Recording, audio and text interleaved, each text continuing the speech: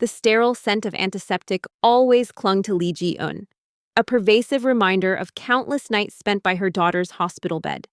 A scent that now seemed to permeate every corner of her life.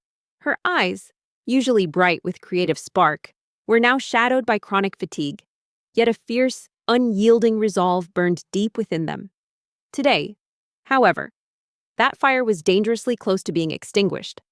The ornate double doors of the family court courtroom swung open, spitting out a cluster of lawyers, their faces varying shades of grim and triumphant.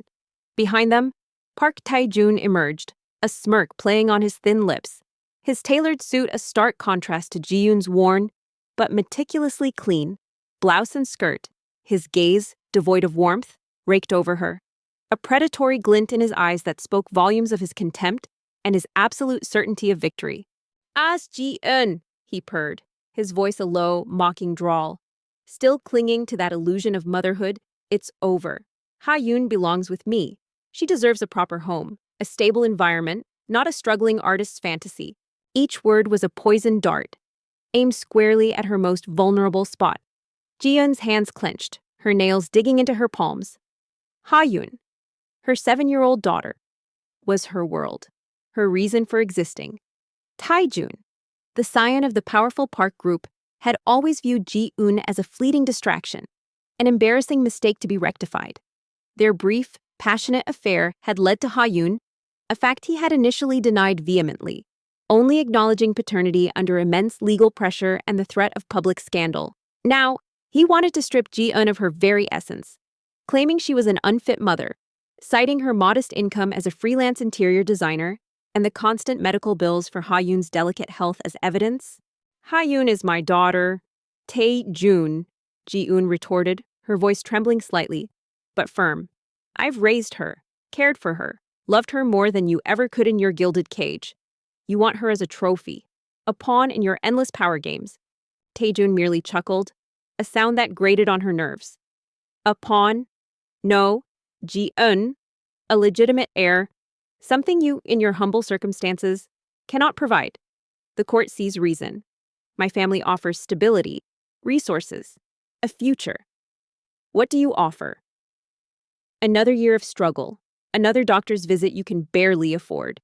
He gestured dismissively towards the waiting room, where Ji-eun's lawyer, a kind but overwhelmed public defender, offered a sympathetic, apologetic shrug. The legal battle was draining Ji-eun of every last one, every ounce of energy. She was losing. The weight of it threatened to crush her. As Tae-jun sauntered away, his expensive shoes echoing mockingly in the hushed corridor, a wave of cold despair washed over Ji-eun. She could feel the fight slipping away, the insurmountable odds piling higher and higher. She closed her eyes, picturing Ha-yoon's bright, innocent face, her infectious laughter, her small hand nestled in Ji-eun's own. How could she let this monster take her child? How could she give up? A sudden, desperate thought, wild and impulsive, sparked in her mind, a tiny, defiant ember in the ashes of her hope. To spite him, to show him that she wouldn't be broken, wouldn't be alone. She would create her own stability, her own family.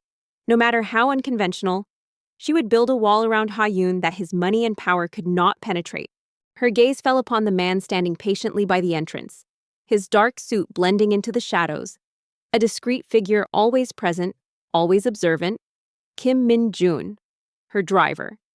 He was a man of few words, perpetually calm, his dark eyes holding an inscrutable depth. He had been assigned to her by a pro bono legal aid society, a silent, reliable presence during these grueling court visits. He wasn't flashy, he wasn't rich, but he was there. And in that moment of absolute desperation, his quiet presence felt like an anchor. Ji-eun walked towards him, her heart pounding a frantic rhythm against her ribs. She paused a few feet away, her breath catching in her throat. Min-jun, sensing her approach, turned his head slightly, his expression unreadable. "Mr. Kim," she began, her voice hoarse. Would you marry me?" The words hung in the air, audacious and shocking, even to her own ears. Min-jun's impassive face flickered for a fraction of a second, a barely perceptible tightening around his jaw, a deepening of the shadows in his eyes. Then, he was still again, his gaze steady, meeting hers. For a long moment, Silence stretched between them, thick and heavy. Ji-eun felt a flush creep up her neck, embarrassment warring with her desperation. What had she been thinking? He would think she was insane. She was insane. Then, to her astonishment, Min-jun inclined his head, a subtle, almost deferential gesture. His voice, when it came, was a low, even baritone, devoid of surprise or judgment. If that is what you truly wish, Ms. Lee, I accept. Ji-eun stared at him, her mind reeling. He accepted. Just like that. No questions, no hesitation, no judgment. It was almost unsettling. But in her haze of despair, it was also a lifeline. A desperate, irrational hope. She didn't know what his reasons were, didn't care. All that mattered was the defiance it represented, the middle finger she was raising to Park Tae-jun. As for Kim Min-jun, his agreement was far from impulsive. For months, he had been observing Lee Ji-eun, a silent guardian moving in her periphery. Every tired line on her face, every fierce protectiveness in her eyes for Ha-yoon. Every slight from Park Tae-jun had been catalogued, analyzed, and filed away. He knew her struggles, her financial woes, the relentless legal battles. He knew it all because he had made it his business to know. His current guise as a humble driver was a meticulously crafted facade, a necessary step in a long, arduous plan for retribution and reclamation. His heart, a muscle he had long believed to be calcified by betrayal and pain, had stirred when Ji-eun spoke those desperate words. He saw not a woman losing her mind, but a lioness cornered, ready to lash out in any way she could to protect her cub. And in that moment, her rash decision aligned perfectly with his own meticulously laid out strategy.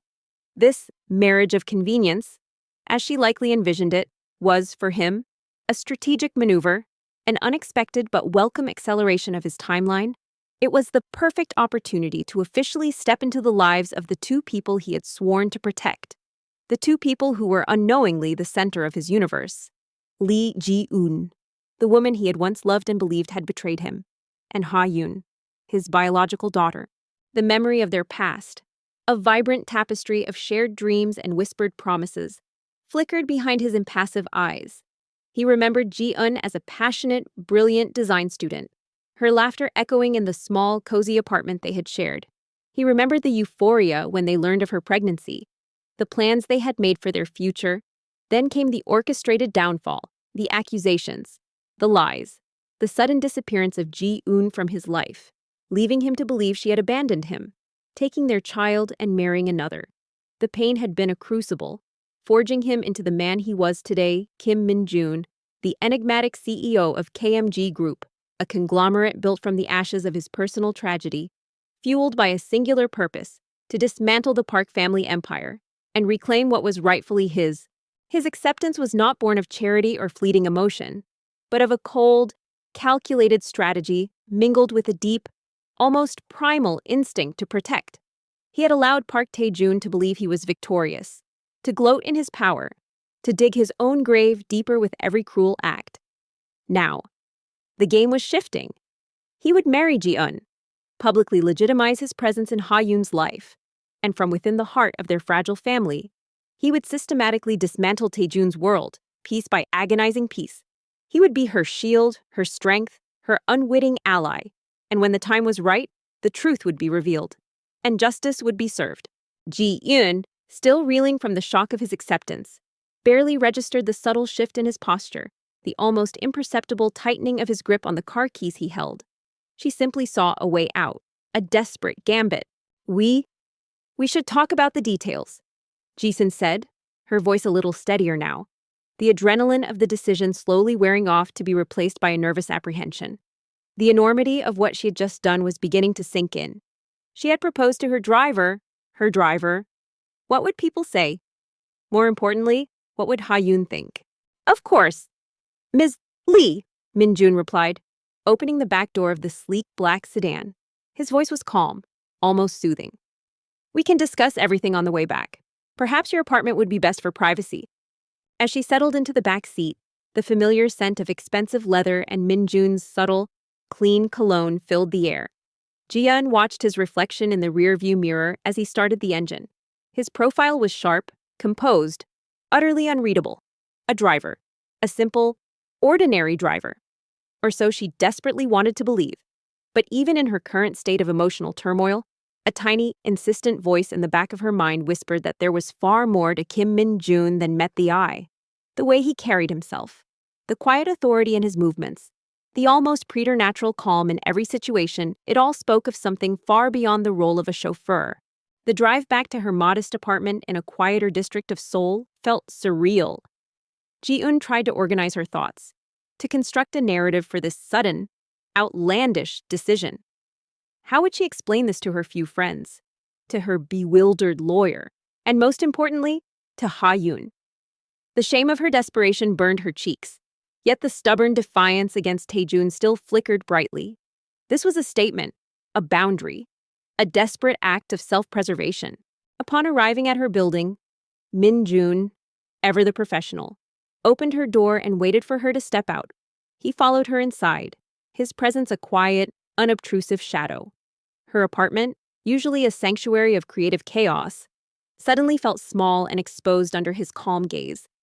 She offered him a cup of instant coffee, which he accepted with a polite nod.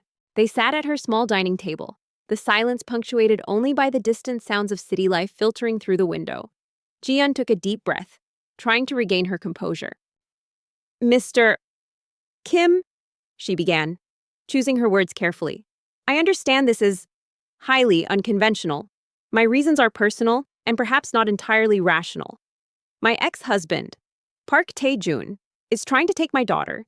He's using his family's influence, his money, everything he has, to paint me as an unfit mother. I just needed to show him I wasn't alone, that I had support, that Ha-yoon had a family beyond just me, a husband, a father figure." She paused, her gaze searching his face for any hint of judgment. There was none. His eyes remained steady, attentive. "I understand, Ms. Lee," Min-jun replied, his voice still that low, calm baritone. "And I have considered my answer carefully. I believe I can provide the support you seek. I am a man of my word. If we proceed with this marriage, I will fulfill the role you require." Ji-eun frowned slightly. "The role I require. What exactly do you mean by that?" Min-jun met her gaze directly. "As a husband, a stable presence, a protector for you and Ha-yoon. I am not wealthy, as you know, but I am reliable, and I am discreet. I can offer a semblance of the family unit Taejun claims you lack. Furthermore, my presence might deter his more aggressive tactics, or at least give him pause." His words, though simple, held an unexpected depth of understanding. It was as if he had read her innermost thoughts, anticipating her anxieties. "But why would you agree to something like this?" she asked, her voice laced with genuine curiosity. It made no sense. What could he possibly gain? A flicker of something unidentifiable crossed Min-jun's eyes. A fleeting shadow quickly veiled. "Everyone has their reasons, Ms. Lee. Some are obvious, some are less so. Let us just say I have a vested interest in seeing justice prevail, and I believe in the sanctity of a mother's bond with her child." His answer was cryptic, yet delivered with such conviction that Ji-eun found herself temporarily assuaged. Perhaps he was simply a genuinely good person, caught up in her desperate drama. It was a comforting, if naive, thought. What about terms? Ji-eun pressed, trying to inject some practicality into the situation. This would be a marriage of convenience, purely for legal and protective purposes. There would be no romantic expectations.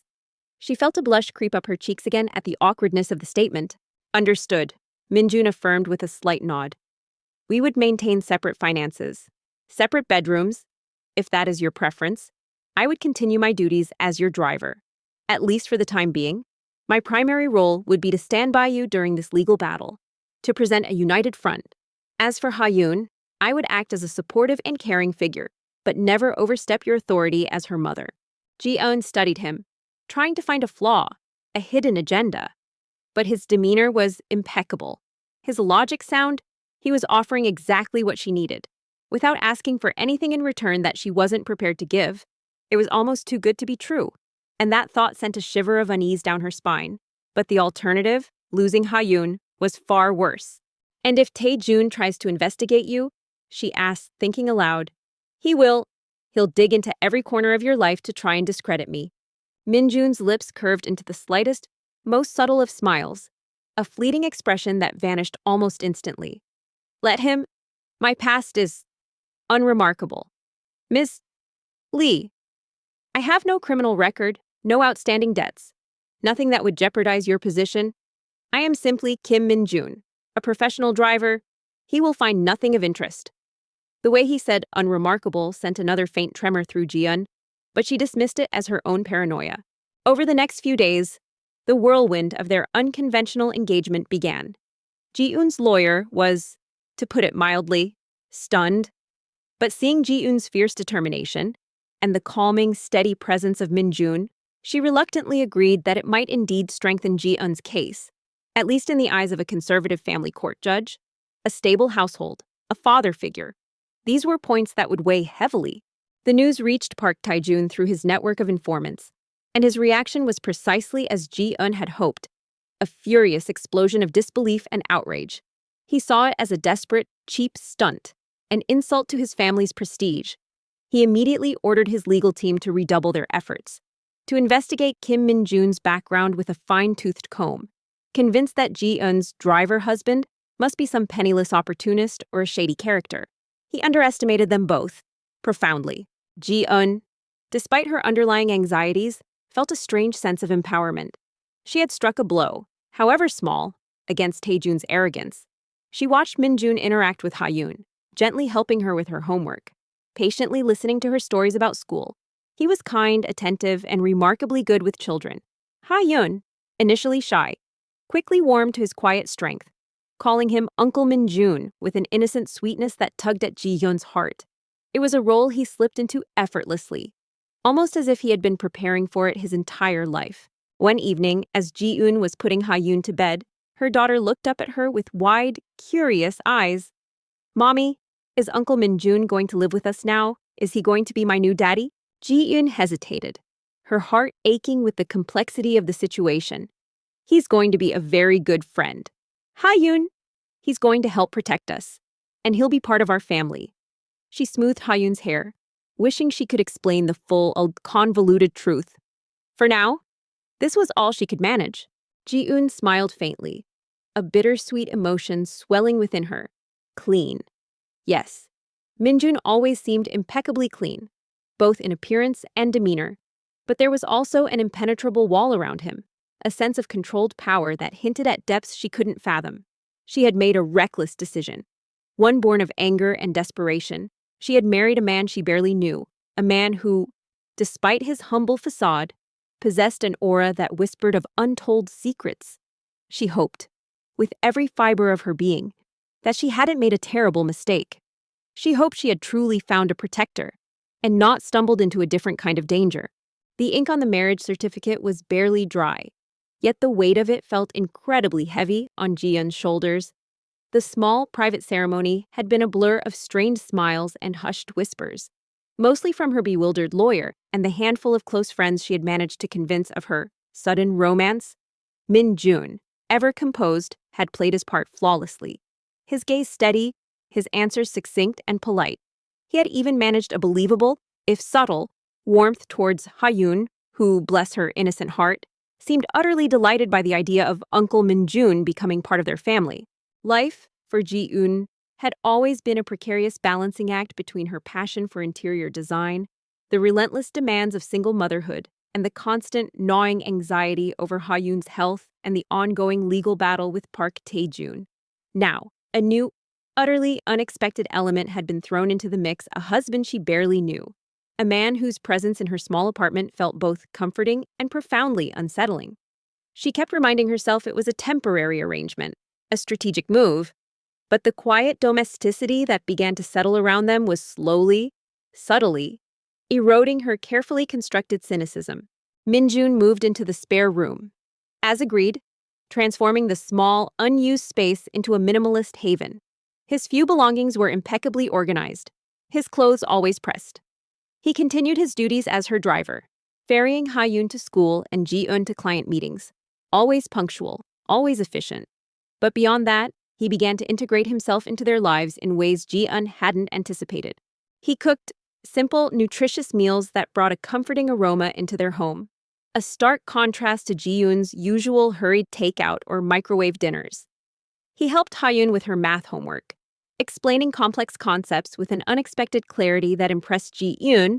He fixed the leaking faucet in the bathroom, replaced the flickering light bulb in the kitchen, and even took the initiative to organize the chaotic pile of design samples in her studio corner.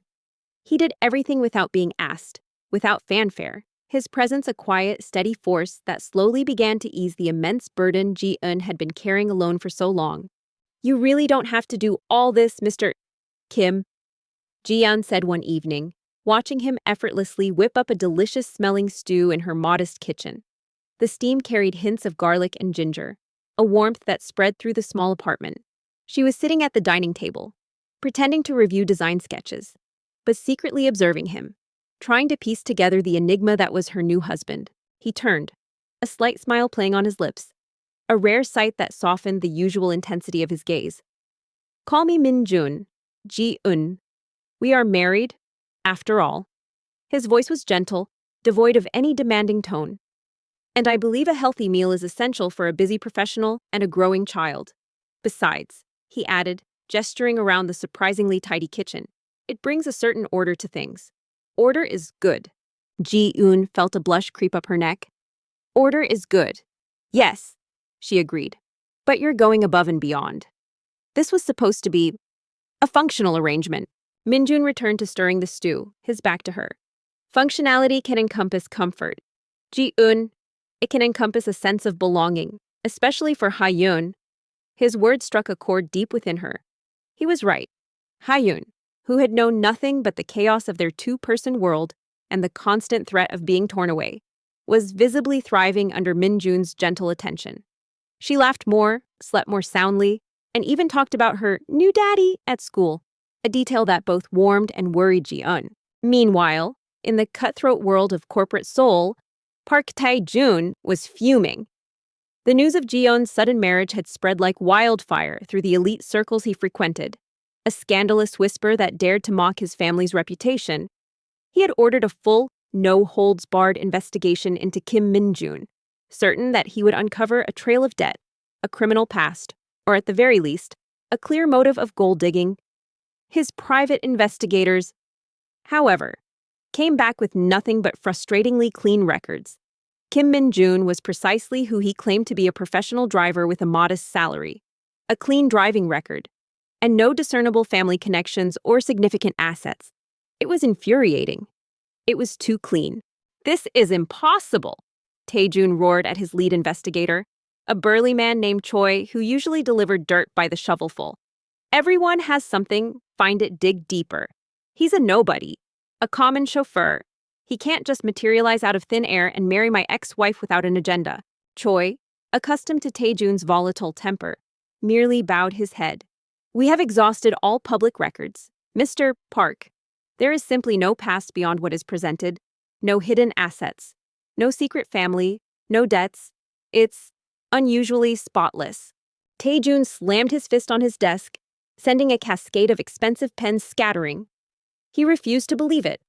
This marriage was a deliberate provocation, a cheap shot designed to undermine him, and he would not stand for it. He would hit Ji-eun where it hurt most her career. Ji-eun, oblivious to the extent of Tae-jun's rage, was focused on securing a crucial design contract for a new high-end boutique hotel.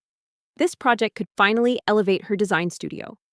Azure Visions, from a struggling freelance operation to a recognized player in the industry. She had poured her heart and soul into the proposal, working late nights after Ha-yoon was asleep, meticulously crafting every detail. However, a series of unexpected setbacks began to plague her. Key suppliers suddenly became unresponsive, citing unforeseen logistical issues. A crucial meeting with the hotel's board was inexplicably rescheduled, then canceled altogether, with vague apologies about internal complications. Her carefully built network of contacts seemed to be slowly, subtly, turning cold. Ji-eun felt a cold dread creeping in. This wasn't just bad luck. This felt orchestrated. One afternoon, a particularly devastating email arrived. The hotel contract, the one she had pinned all her hopes on, had been awarded to a rival firm, a large, established company known for its aggressive tactics and strong connections. The reason given was a vague incompatibility with our evolving brand vision. Ji-eun stared at the screen, a knot forming in her stomach. This was Tae-jun's handiwork. She knew it. He was trying to suffocate her. Tears pricked at her eyes, but she blinked them back fiercely. She wouldn't let him win. She wouldn't crumble. But the despair was a heavy cloak, threatening to smother her.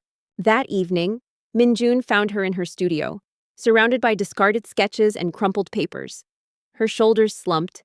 He didn't ask what was wrong, didn't offer empty platitudes. He simply placed a warm mug of herbal tea beside her, the steam gently rising, and sat quietly on the edge of a stool. "The hotel contract," Ji-eun finally whispered, her voice raw with frustration. "I lost it. It was clearly sabotage. He's trying to ruin me, Min-jun. He won't stop until I have nothing left." Min-jun's gaze was empathetic, yet there was a deep, unyielding strength in his dark eyes. Park Tae-jun is a man who operates through leverage and fear. He will use every tool at his disposal, but he often underestimates the resilience of those he targets. He paused, then continued, his voice low and thoughtful. "Tell me about the contract, the details, the requirements, the rival firm. Perhaps there is a way to understand the leverage he used." Ji-eun, surprised by his insightful question, found herself recounting the entire ordeal. The subtle shifts, the sudden cancellations, the vague excuses. Min-jun listened intently, his mind processing every detail, every nuance. He asked probing questions that Ji-eun herself hadn't considered, revealing a sharp, analytical mind far beyond what she'd expect from a driver. Later that night, long after Ji-eun and Ha-yoon were asleep, Min-jun sat in his sparse room, a single desk lamp illuminating his face. He wasn't reviewing driver logs. On his tablet, a secure interface displayed complex corporate networks, financial reports, and confidential data. He navigated through a labyrinth of information, his fingers dancing across the screen with practiced ease. The rival firm that had won Ji-eun's contract was a subsidiary of a conglomerate that had recently secured a significant investment from a company covertly controlled by the Park Group. The incompatibility was a thinly veiled excuse, the real reason a blatant exercise of power by Tae-jun. Min-jun's lips tightened. Tae-jun was playing a dangerous game. He was not just targeting Ji-eun, he was using his influence to manipulate the market, to crush competition, to expand his family's corrupt empire. This was precisely what Min-jun had been gathering evidence for, precisely the kind of arrogance he had anticipated. This incident, however, provided a more direct, personal angle. The next morning, Ji-eun woke up feeling a familiar weight of despair, but also a flicker of something new, a quiet resolve. She had Min-jun now, even if it was just for appearances, and for Ha-yoon, she would fight. As she sat down for breakfast, Min-jun placed a freshly brewed cup of coffee in front of her. "I took the liberty of making some inquiries about your former client, the hotel group," Min-jun said, his voice even. Ji-eun looked up, surprised. "It appears they have a history of questionable business practices, particularly concerning their internal procurement processes. There have been whispers of backroom deals and inflated contracts for certain favored suppliers." Ji-eun stared at him, her coffee cup halfway to her lips. How do you know this?" she asked, her voice laced with growing suspicion. This was not the kind of information a driver would casually inquire about. This was corporate intelligence. Min-jun met her gaze, his expression unreadable. "Through various connections, in my previous work, I had some exposure to the intricacies of corporate dealings. One learns to observe. I merely connected some dots. It appears their evolving brand vision might have less to do with aesthetics and more with financial incentives for certain individuals." He didn't elaborate, and Ji-eun didn't press. A part of her wanted to dismiss it, to maintain the illusion of his simple existence, but another, more logical part, couldn't ignore the astute observations, the depth of his knowledge. He wasn't just connecting dots, he was revealing a hidden tapestry of corruption. Later that week, a small, independent art gallery, known for showcasing emerging talents, unexpectedly contacted Ji-eun. They had seen her portfolio, had heard glowing reviews of her innovative approach, and were eager to offer her a commission to design their new exhibition space. The budget was modest compared to the hotel project, but the creative freedom was immense and the exposure invaluable. It was a lifeline, a glimmer of hope in the suffocating darkness Tae-jun had tried to cast over her career. Ji-eun threw herself into the new project. Her creative energy rekindled. She was so engrossed that she barely noticed when Min-jun subtly began to steer her towards more reputable suppliers, subtly suggesting new contacts who miraculously offered competitive prices and excellent service. These suppliers, it turned out, were known for their ethical practices and had no ties to any of Tae-jun's shadowy networks. What Ji-eun didn't know was that Min-jun had made a few discreet phone calls to the director of the art gallery, a man who owed a favor to the KMG Group's philanthropic foundation, to a few key suppliers, leveraging his influence as CEO, gently suggesting they look into Ji-eun's work, emphasizing her talent and the integrity of her design. He didn't expose Tae-jun's sabotage directly, not yet. He simply created new opportunities, cleared pathways, and ensured Ji-eun's talent could shine unimpeded. He built a subtle, invisible shield around her, allowing her to succeed on her own merits, while simultaneously planting seeds of discontent within the hotel group's board, subtly encouraging investigations into their procurement practices without directly implicating himself. The subtle assistance continued in other areas of Ji-eun's life. When Ha-yoon fell ill with a sudden, worrying fever, Min-jun, instead of rushing to the local clinic, quietly arranged an appointment with a renowned pediatrician at a prestigious hospital. The doctor, an old family friend of the KMG chairman, treated Ha-yoon with exceptional care, swiftly diagnosing and treating her condition. Ji-eun, exhausted and relieved, simply attributed it to Min-jun's surprisingly good connections and his general helpfulness. She was grateful, profoundly so, but the feeling of being indebted to him, a man who was supposed to be her nominal husband, was growing increasingly complex. Her financial situation, while still tight, also began to show signs of improvement. New, unexpected small design projects came her way, seemingly out of nowhere. A local cafe needed a renovation. A popular online influencer wanted her home redecorated. These were not the large-scale, high-profile projects she craved, but they provided a steady, much-needed income. Ji-eun assumed it was simply the universe finally cutting her a break, a reward for her perseverance. She didn't realize that Min-jun, through KMG's vast network, was discreetly directing these opportunities her way, ensuring she had a stable financial footing without ever compromising her sense of independence. He watched her, always watched her, his calm demeanor masking a maelstrom of emotions. He saw the flicker of hope return to her eyes, the resurgence of her creative fire. He saw Ha-yoon's cheerful face, the healthy glow returning to her cheeks, and a deep, almost forgotten sense of purpose filled him. This was more than just revenge. It was redemption. It was rebuilding what had been so cruelly shattered. One evening, after Ha-yoon was asleep, Ji-eun found Min-jun in the living room, reading a complex-looking book on global economics. He glanced up as she entered, closing the book and setting it aside. "You're reading about economics?" Ji-eun asked, a genuine surprise in her voice. "I thought you preferred car magazines." She immediately regretted the teasing tone, feeling a pang of guilt. Min-jun offered another one of his subtle smiles. "Knowledge is never wasted, Ji-eun. And the world of finance often holds the keys to understanding other worlds, even the world of design." He spoke with such a natural authority, such a depth of understanding, that it momentarily stripped away her perception of him as just a driver.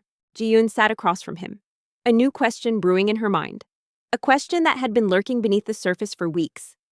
"Min-jun," she began, her voice softer than usual. "Who are you? Really?" His gaze met hers, steady and unwavering. The smile faded, replaced by that familiar, inscrutable intensity. For a moment, she thought he might finally reveal something, might shed the skin of the humble chauffeur, but then the mask settled back into place. "I am Kim Min-jun, Ji-eun," he replied, his voice calm. "Your husband, and Ha-yoon's protector. Is there anything else you need to know?" His answer was a carefully constructed evasion, a brick added to the wall of his secrets. Ji-eun sighed, a mix of frustration and resignation. She knew he wasn't telling her everything. The subtle clues, the unexpected competence, the powerful connections, they all pointed to a much grander story. But for now, he was her unexpected anchor, her silent guardian. bringing an unforeseen warmth and stability to her tumultuous life. And in her heart, despite the lingering questions, she was profoundly grateful. Park Tae-jun paced the lavish confines of his penthouse office, the panoramic view of Seoul's glittering skyline a blur behind his agitated form. His expensive Italian shoes clicked rhythmically on the polished marble floor, each step a testament to his mounting fury. The news of Lee Ji-eun's marriage, a sordid affair with her common driver, had reached him like a poisoned arrow, striking at the very core of his inflated ego. He had always seen Ji-eun as a woman beneath him, a brief dalliance, a mistake to be erased.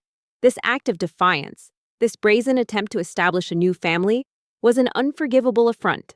He saw it as a calculated move to spite him, to mock his power, and to challenge his absolute authority over Ha-yoon. "She dares to do this!" he snarled, flinging a crystal paperweight across the room, where it shattered against the reinforced glass wall with a sharp, violent crack. His executive assistant, Mr. Kim, stood rigidly by the door, his face impassive, a veteran of Tae-jun's frequent destructive outbursts. Marrying a chauffeur. Does she think this makes her respectable? Does she think this gives her an advantage? It only makes her look more desperate, more pathetic. Tae-jun spun around, his eyes blazing with a dangerous light. "I want her crushed. Mr. Kim, her career, her reputation, her pathetic little life. I want her to understand that no matter what she does, she cannot escape me. And that driver, that parasite, I want him investigated to the core. Find every single skeleton in his closet, every hidden debt, every stain on his record. If there's nothing, make something up. I want him discredited, humiliated, dragged through the mud." Mr. Kim bowed his head slightly. "Understood. Mr. Park. The legal team is already intensifying the custody case. We are gathering more evidence of Ms. Lee's financial instability and emotional volatility. As for the driver, our private investigators are still finding his background remarkably clean. But we will redouble our efforts. We are also looking into her current and potential business dealings." "Remarkably clean," Tae-jun scoffed, a sneer twisting his lips. "That's impossible. Every man has a weakness, a past he wants to hide. This Kim Min-jun is either incredibly skilled at concealment, or he's a ghost. Either way, I want him exposed. And as for Ji-eun's design studio, make sure she doesn't get a single new contract. Block her, shut down her suppliers, turn her clients against her. Make sure her azure visions become a ruin." The machinery of Park Tae-jun's revenge began to churn with ruthless efficiency. His legal team, well-funded and utterly immoral, immediately filed a motion for an emergency hearing in the custody case, citing Ji-eun's reckless and impulsive marriage to an unknown individual as further proof of her instability. They presented a damning, albeit largely fabricated, narrative of Ji-eun's financial struggles, portraying her freelance career as an unreliable whimsy, and painting Min-jun as a fortune hunter preying on a desperate woman. The accusations stung Ji-eun deeply, but the fiercest pain came from the implication that she was somehow jeopardizing Ha-yoon's welfare. "This is outrageous," Ji-eun exclaimed to her bewildered lawyer, who looked increasingly out of his depth against Tae-jun's formidable legal artillery. "They're twisting everything. Min-jun isn't like that. He's kind. He's responsible. He's been nothing but supportive." Min-jun, who was present at the legal consultation, sat silently, his face a mask of calm. He listened to the venomous accusations, the blatant lies, his gaze never wavering, only a slight tightening of his jaw, a barely perceptible clench of his hands, betrayed the cold fury simmering beneath his placid exterior. He knew this was coming. This was Tae-jun's modus operandi: destroy, manipulate, dominate. But he also knew that every move Tae-jun made, every lie he spun, was another thread in the intricate web Min-jun was weaving, a web that would ultimately ensnare the very man who sought to destroy them. Simultaneously, the subtle sabotage of Ji-eun's career intensified, transitioning from quiet blockades to overt attacks. Her art gallery commission, the lifeline that had appeared so miraculously, suddenly faced unexpected hurdles. The gallery's owner, Mr. Lee, a jovial and enthusiastic man, began to seem increasingly nervous, his calls less frequent, his tone more subdued. "Ji-eun," he stammered over the phone one afternoon, "I'm so sorry, but there's been a complication. The main investor in our new exhibition space, they've suddenly pulled out. Completely. They cited unforeseen market shifts and reassessment of investment priorities. It's a disaster. We have to put the project on hold. Indefinitely. Ji-eun felt her stomach plummet. Another blow? But Mr. Lee, everything was going so well. The designs were approved. The contractors were ready to start. This doesn't make sense. I know. Ji-eun. I know, he wailed, genuine distress in his voice. But these things happen in the art world, especially when certain influential parties decide to throw their weight around. He didn't name Park Tae-jun, but the implication hung heavy in the air. Ji-eun's heart ached with frustration. Tae-jun was relentless. He was closing every door, one by one. The financial strain began to press down on her with renewed force. The small, unexpected projects that had materialized in the previous weeks also dried up. Clients who had shown interest suddenly became unreachable, or politely declined her proposals.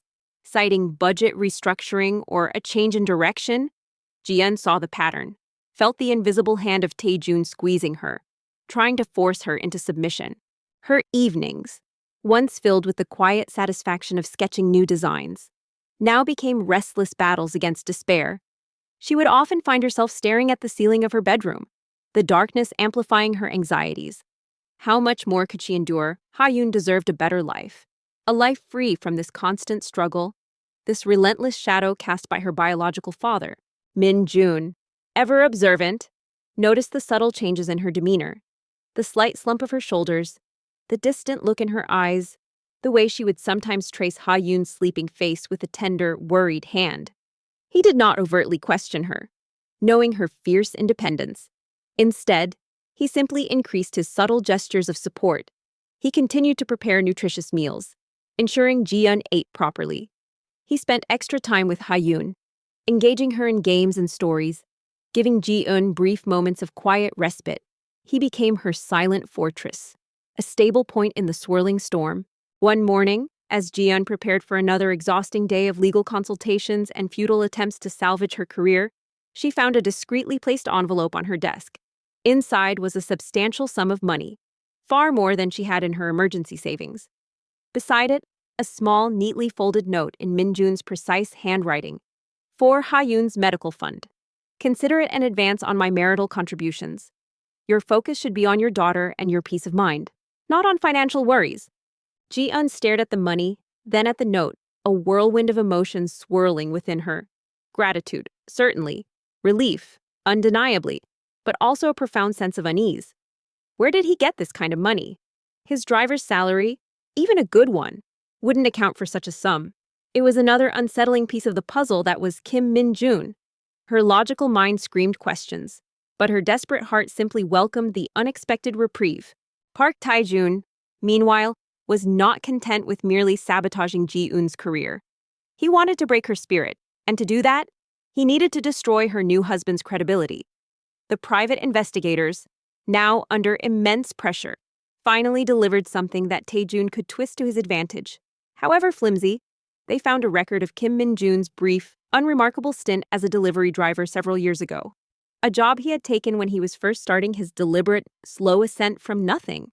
A period when he was intentionally laying low. A delivery driver. Tae-jun roared with glee, reviewing the report. See, I knew it. He's a common laborer. This is perfect. We will paint him as a transient, unreliable character, someone with no stable career, no future, preying on a vulnerable woman for a roof over his head. This will utterly discredit Ji-eun's judgment in the eyes of the court. His media contacts, carefully cultivated over years of lavish dinners and backroom deals, were immediately activated. Whispers began to circulate through various gossip columns and obscure online forums, hinting at the scandalous new marriage of the former Park Group heir's ex-wife. The articles, carefully worded to avoid direct libel, depicted Ji-eun as a desperate social climber who had married down to secure an advantage in a custody battle, portraying Min-jun as a mysterious chauffeur with a shady past as a delivery man, implying he was either a gold digger or a front for something even more illicit. Ji-eun, scrolling through her phone late one night, stumbled upon one of these articles. Her face paled as she read the malicious insinuations, the deliberate distortions. They were targeting Minjun directly, trying to tear down the very support system she had so recklessly built. The image of his calm, steady face flashed in her mind. He was doing this for her, for Ha-yoon. And now he was being dragged through the mud because of her desperate decision. A wave of fierce protectiveness, surprising in its intensity, washed over her. The next morning, she confronted Minjun, showing him the article. "This is because of me," she said, her voice filled with guilt and anger. "They're trying to ruin your reputation. I never should have asked you to do this." Minjun read the article, his expression unchanging, though a subtle fire flickered in the depths of his eyes. "My reputation is not easily swayed by such trivialities. Ji-eun, this is merely Park Tae-jun's typical, predictable tactic. He seeks to destabilize you by attacking those around you. It changes nothing." "But it's not fair to you," Ji-eun insisted, her voice rising. "You're getting dragged into this mess, facing public humiliation, all because I made a rash decision to spite my ex-husband." Minjun gently took her hand, his touch surprisingly warm and steady. "Do you believe those words? Ji-eun, do you believe I am a shady character, a transient opportunist?" Ji-eun looked at him, truly looked at him, recalling his quiet strength, his unwavering support, his deep intelligence. "No," she said, her voice firm. "No, I don't, but others will. The court will. And that's exactly what Taejun wants. Then we will prove them wrong," Minjun replied, his voice calm, yet resonating with an unyielding conviction. Park Taejun's arrogance is his greatest weakness. He believes he controls the narrative, that his money and influence can bend truth to his will. But truth, Ji-eun, has a way of revealing itself, no matter how deeply it is buried. His words, while reassuring, also sent a shiver down Ji-eun's spine. There was a depth to his understanding of power dynamics, a cold certainty in his voice that was utterly incongruous with the image of a simple driver. Who was he, truly, and how did he possess such an unflappable demeanor in the face of such aggressive, personal attacks? Unbeknownst to Ji-eun, Minjun had anticipated every one of Taejun's moves. The unremarkable past, the delivery driver job, these were carefully constructed layers of his disguise, designed to be both impenetrable to casual scrutiny and easily dismissed by an arrogant foe. While Taejun gloated over his supposed discovery, Minjun's network of loyal subordinates and highly skilled professionals were meticulously documenting every instance of sabotage, every manipulated media whisper, every illegal maneuver Taejun employed. He was allowing Taejun to overplay his hand, to expose the full extent of his corruption and hubris. He had also taken preemptive measures regarding the art gallery. While the primary investor had indeed been pressured by Park Group, Minjun had quietly secured alternative, anonymous funding for the gallery through a shell company associated with KMG. He had also ensured that Mr. Lee, the gallery owner, understood that while the original investor had withdrawn, the project itself was far from dead, simply rerouted through a different, less obvious channel. This was why Mr. Lee's distress had been genuine, but not utterly despairing. Ji-eun would still get her commission, just on a slightly delayed timeline, and crucially, without Taejun realizing his supposed victory was a hollow one. The escalating legal battle consumed their days. Taejun's lawyers submitted a mountain of documents, all designed to paint Ji-eun in the worst possible light, highlighting her financial vulnerability and questioning her parenting choices. They even subtly suggested that her marriage to Minjun was a cynical ploy, a sham designed to manipulate the court. During one particularly grueling court session, Taejun himself made a grand entrance, impeccably dressed, a condescending smirk fixed on his face. He watched Ji-eun with an air of triumphant disdain, convinced he had broken her. He had almost forgotten the existence of Minjun until he saw him sitting quietly beside Ji-eun, a solid, reassuring presence. The sight of them together, a united front, infuriated him anew. Taejun approached Ji-eun's table, his voice a low, venomous hiss, just loud enough for the lawyers and a few court observers to hear. Still clinging to that chauffeur, Ji-eun, do you truly believe this charade will save you? He's a nobody, a pawn, and soon he will be nothing, just like you. Minjun, who had been listening silently, slowly turned his head. His eyes, usually so calm, held a glint of steel that made even Taejun, for a fleeting second, falter. "Mr. Park," Min-jun said, his voice quiet but carrying an unexpected authority that cut through the hushed courtroom. Some pawns, when played correctly, can bring down kings. The air in the room seemed to crackle. Taejun's smirk vanished, replaced by a momentary flash of surprise. Then pure, unadulterated rage. He stared at Min-jun, seeing not just a driver, but a dangerous, unexpected obstacle. This man was not backing down. This man dared to challenge him. The insult burned deeper than any public article. Ji-eun watched the exchange. Her breath caught in her throat. Min-jun's quiet defiance, the subtle power radiating from him, was unlike anything she had ever witnessed. It was a clear, undeniable challenge to Park Tae-jun's authority. A boldness that stunned her. She felt a surge of adrenaline, a strange mix of fear and exhilaration. She had chosen Min-jun for defiance, but now it felt like she had chosen a warrior with secrets. The confrontation solidified Tae-jun's resolve. He would not just destroy Ji-eun, he would utterly decimate Kim Min-jun as well. He would make an example of them both. He believed he held all the cards, that his vast wealth and influence were insurmountable. He was blind to the silent, strategic moves being made in the shadows, unaware that the seemingly insignificant pawn he so casually dismissed was, in fact, orchestrating his impending downfall. Ji-eun, caught between her desperate fight for her daughter and the enigma of her new husband, could only brace herself for the escalating storm, a storm that was growing darker and more dangerous with each passing day. The subtle ripples of unease that had been steadily growing within Lee Ji-eun transformed into a persistent current of suspicion. Min-jun, her unassuming driver-turned-husband, was proving to be anything but simple. His presence in their small apartment, once a quiet comfort, now felt like a carefully constructed facade, beneath which lay layers of undeniable mystery. Ji-eun, a woman whose profession demanded keen observation and an intuitive understanding of hidden structures, found herself applying the same critical eye to the man sharing her home. The first, most glaring anomaly was his knowledge. It wasn't merely extensive, it was specialized, encompassing domains far removed from the daily routes of a chauffeur.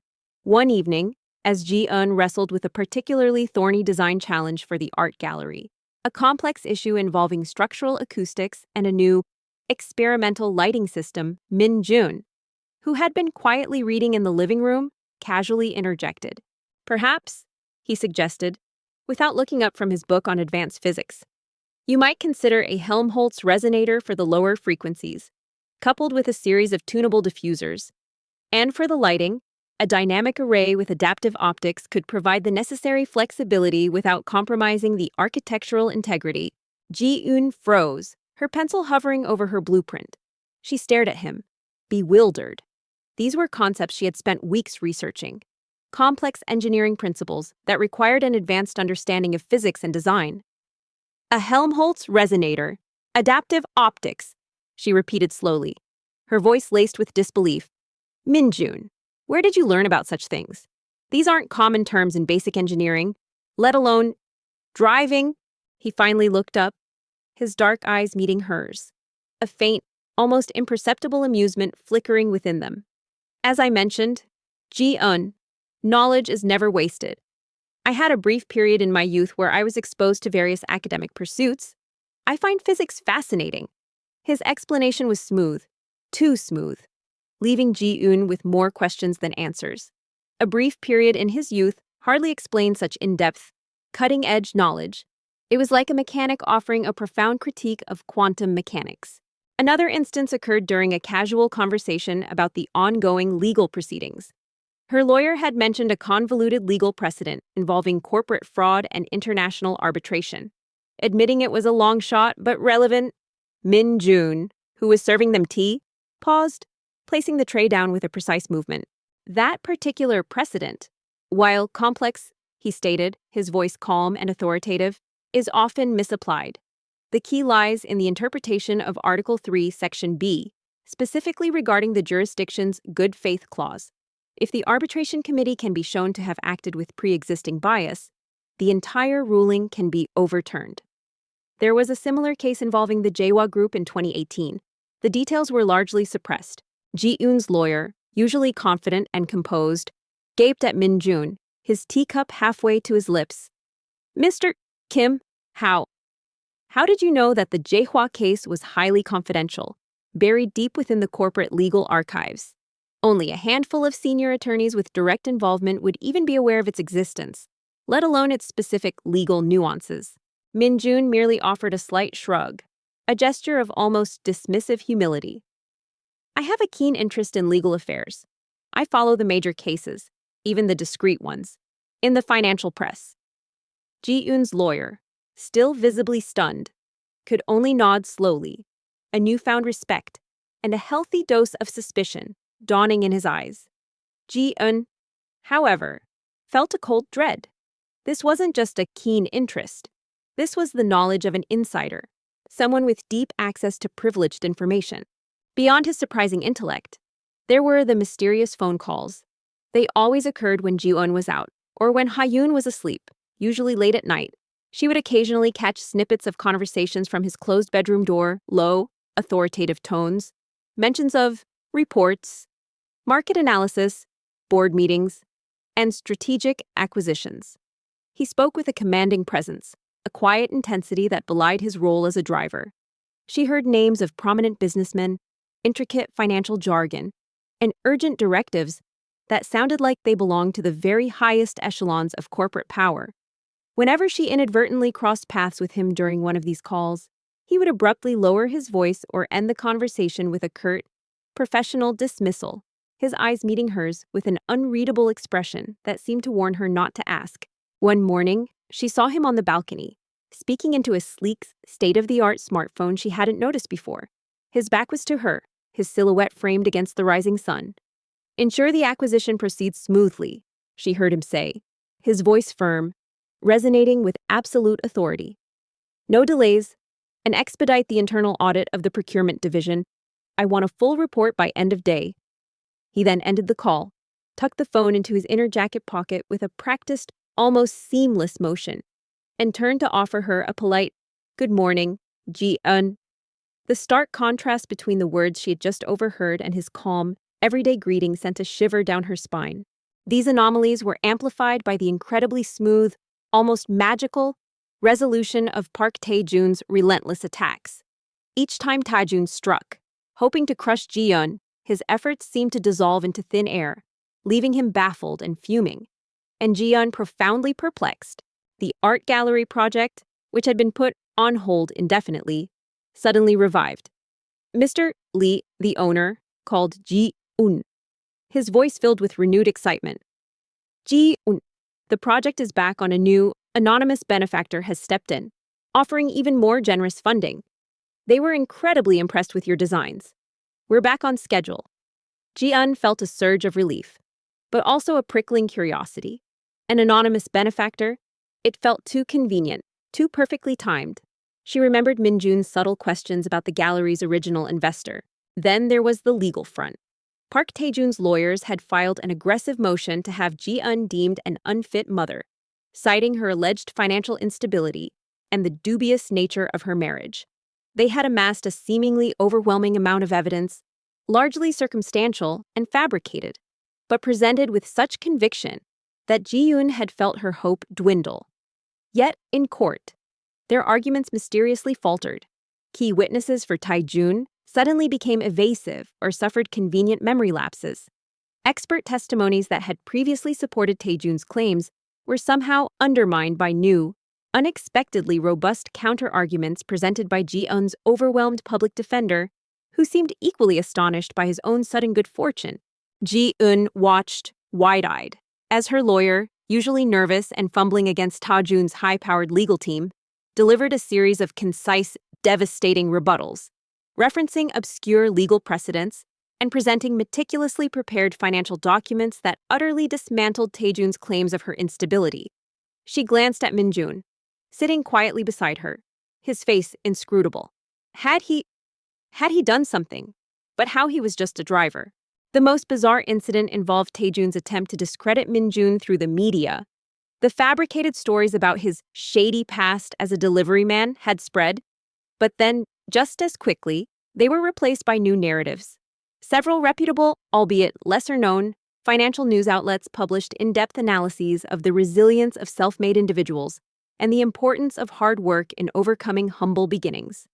These articles, while generic in nature, subtly highlighted individuals who had started from nothing and achieved success, effectively burying the negative narrative about Min-jun without ever directly mentioning him. It was a sophisticated, nuanced counter-PR campaign, far too intricate for a simple driver to orchestrate.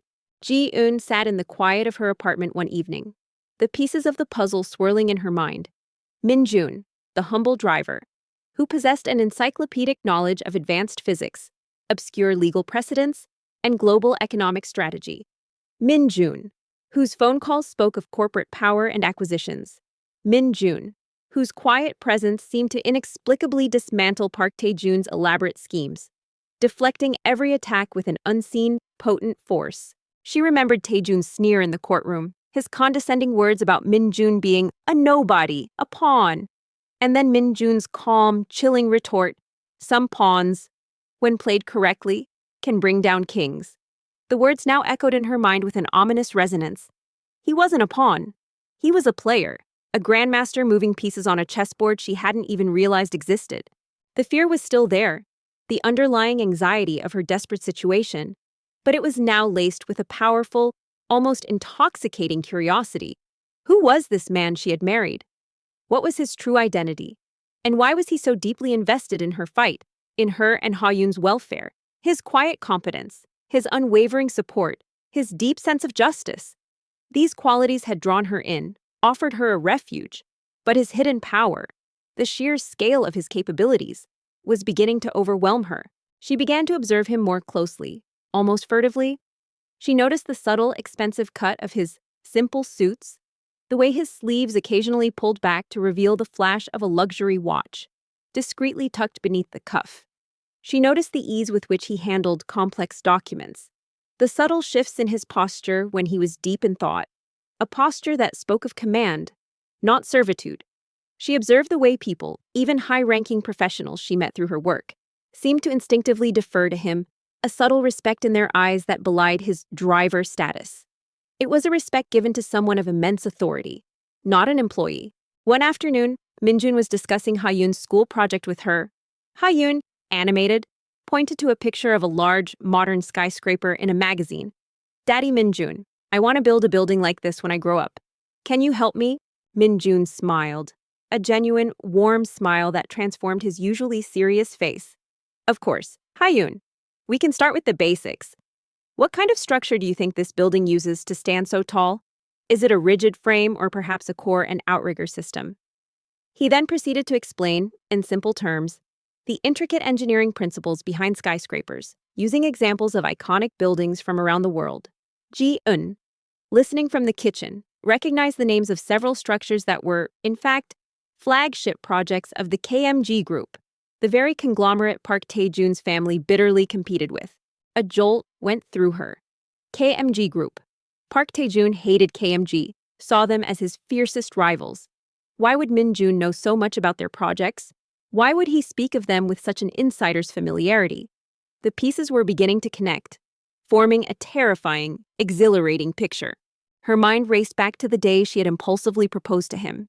His immediate acceptance, his unwavering calm, his cryptic explanation of a vested interest in seeing justice prevail, it all made a horrifying, yet strangely compelling, sense.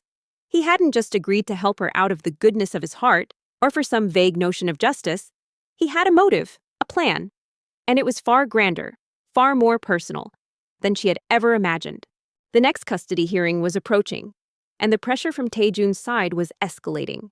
His legal team had now upped the ante, proposing a new argument that Ji-eun's new marriage was indeed a sham, and they were prepared to present evidence that Kim Min-jun had no real career, no stable income, and was therefore an unsuitable figure to be a stepfather to Ha-yoon.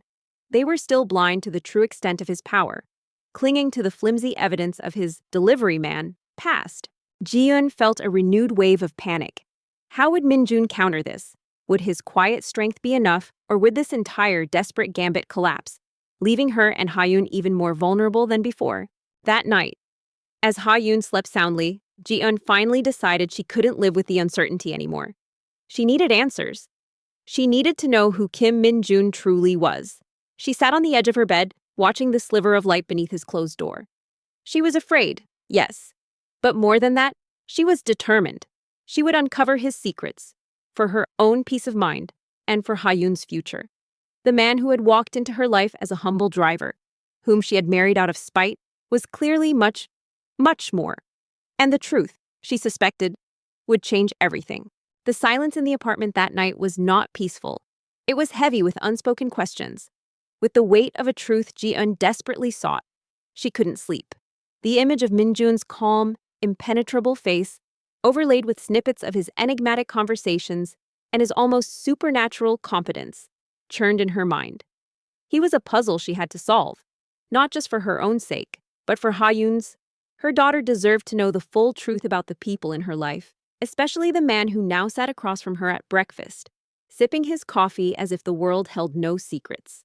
The next morning, Ji-eun approached him cautiously. "Min-jun," she began, her voice steady. "I need to know, who are you, really? And why are you doing all this?" Min-jun paused, his coffee cup halfway to his lips. He slowly set it down, his gaze meeting hers. For a long moment, his eyes searched hers, as if weighing her sincerity, her readiness to confront the past. Then, with a soft sigh that seemed to carry the weariness of years, he spoke. His voice, usually so controlled, held a faint tremor, a hint of vulnerability Ji-eun had never heard before. "It's time, isn't it?" he murmured, more to himself than to her. He stood up and walked to the window, looking out at the city waking up beneath them. The truth is often far more complicated and painful than the lies we choose to believe. "Sit down, Ji-eun. This will be a long story."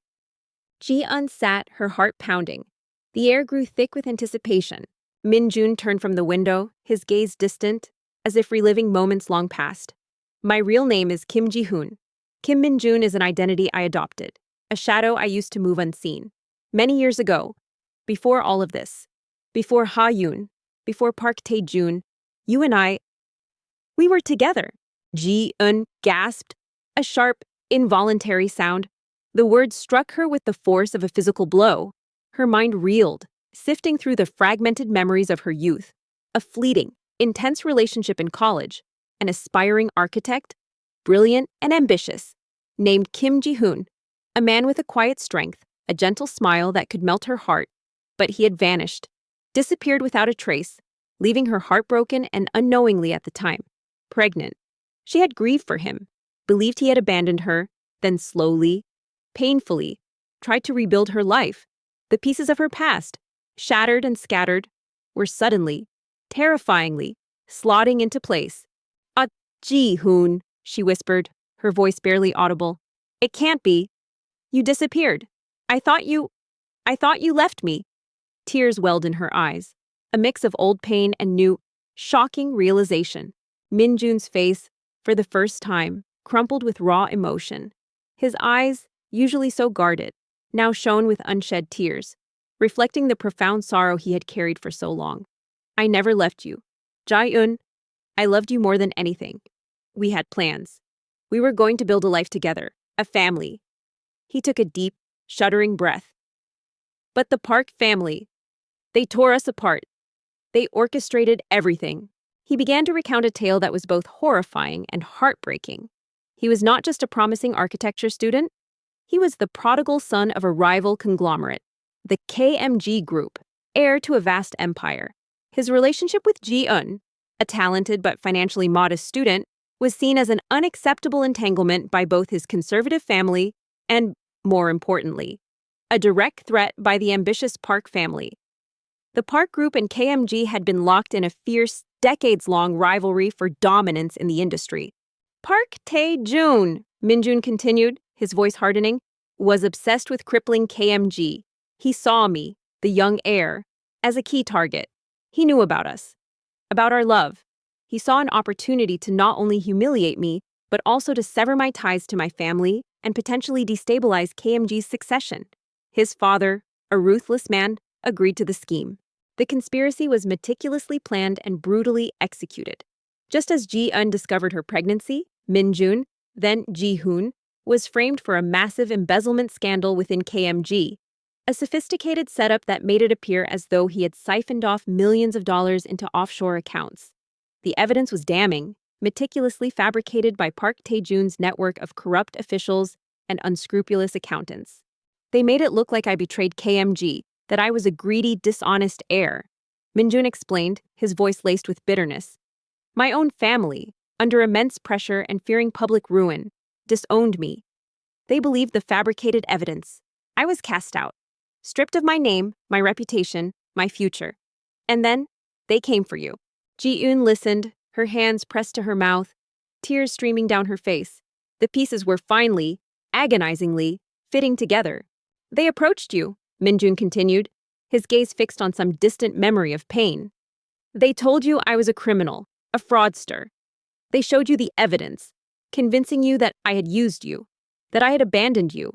They threatened your family, your future, telling you that if you stayed with me, if you even acknowledged my child, your life would be ruined. They offered you a way out, a large sum of money to disappear, to cut all ties with me, and to raise the child as if I never existed.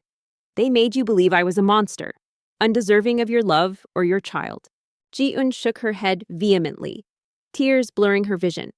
No, that's not what happened. They told me you were dead. They said you had a terrible accident, that your family had quietly covered it up to avoid scandal. They said they were paying me hush money to protect your family's name, to keep my pregnancy a secret. They even showed me fake death certificates, fake police reports. They told me you wanted nothing to do with me, that you were just using me, that you would never want a child from someone like me. Her voice broke, the old wound reopening with fresh, excruciating pain. I thought you were gone forever. I thought I was alone. That's why I agreed to take the money, to disappear, to protect Ha-yoon. The raw agony in Ji-hyun's voice struck Minjun like a physical blow. He had lived for years with the conviction that she had betrayed him, had taken the Park family's money and abandoned him, choosing financial security over their love. The pain of that perceived betrayal had been the fuel for his relentless drive, the cold core of his ambition. Now, hearing her truth, the depth of the deception, the sheer cruelty of it, ripped through him. He had been a victim, but so had she. They had both been manipulated, used as pawns in a ruthless corporate war. They lied to both of us, Minjun said, his voice a guttural whisper. They twisted the knife, making us believe the worst of each other. He walked back to her, kneeling before her, taking her trembling hands in his. I never believed you would betray me. But when I tried to find you, you were gone. All traces erased. And then, when I finally regained some of my power, I heard you had married Park Tae-jun. That's when I truly believed you had chosen them, chosen their world over me. Ji-eun stared at him, the pieces of the final, devastating truth clicking into place. Married Park Tae-jun. I never married him. He coerced me into a relationship after Ha-yoon was born, threatening to expose me, to take her away. He was furious I had kept her. He wanted to claim her as his own, to legitimize her, to secure an heir for his family's image. But we were never truly married. It was a fabricated ceremony, a public facade, a legal sham that he engineered to control me and her. He always claimed Ha-yoon was his, that she was conceived during our brief coerced relationship after your supposed death. One of her former design mentors, a seasoned industry veteran named Professor Kim, had always been wary of the Park Group's aggressive expansion. Ji-eun arranged a discreet meeting. Without revealing the full truth of Ji-hoon's identity, she shared snippets of her experiences with Tae-jun, highlighting the sudden contract cancellations and the unusual pressure tactics. Professor Kim, a man of integrity, listened intently, his expression growing grim. Ji-hoon's gaze was unwavering, filled with a fierce, cold determination. Now, we fight back. With the full force of the truth, we dismantle Park Tae-jun's empire, expose his corruption, and reclaim our family, once and for all. He thought he held all the power. He was wrong. The game is about to change. But the smile quickly faded, replaced by the deep sorrow that still haunted his eyes. I hated the thought that you had married him, that you had chosen him.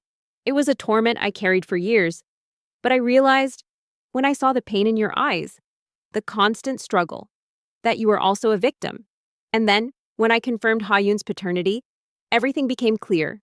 My priority was to protect you both, to expose Tae-jun, and to reclaim our family. Just as they finished speaking, the phone rang.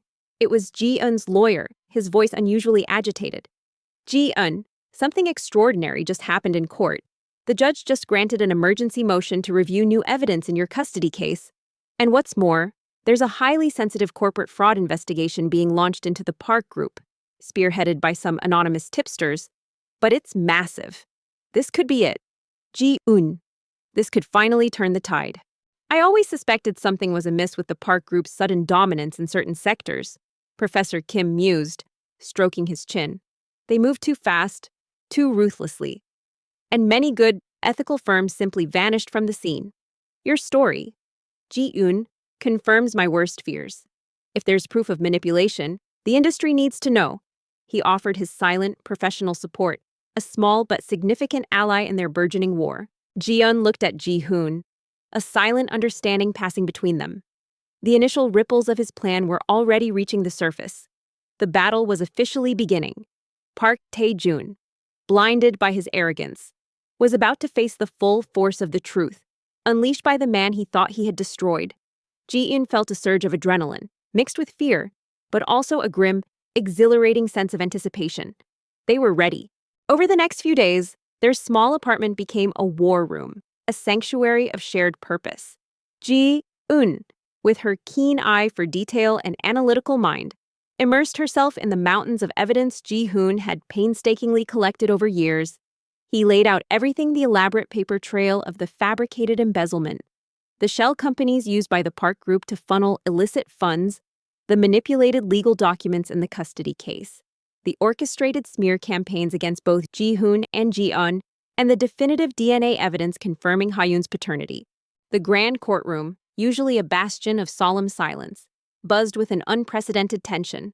Every seat was filled, not just by legal teams and family, but by an unusually large contingent of journalists, corporate observers, and even curious citizens, drawn by the whispers of an impending corporate scandal tied to the high-stakes custody battle between Lee Ji-eun and Park Tae-jun. The air was thick with anticipation, a storm gathering before the inevitable thunderclap. Meanwhile, Ji-hoon's team worked tirelessly in the shadows.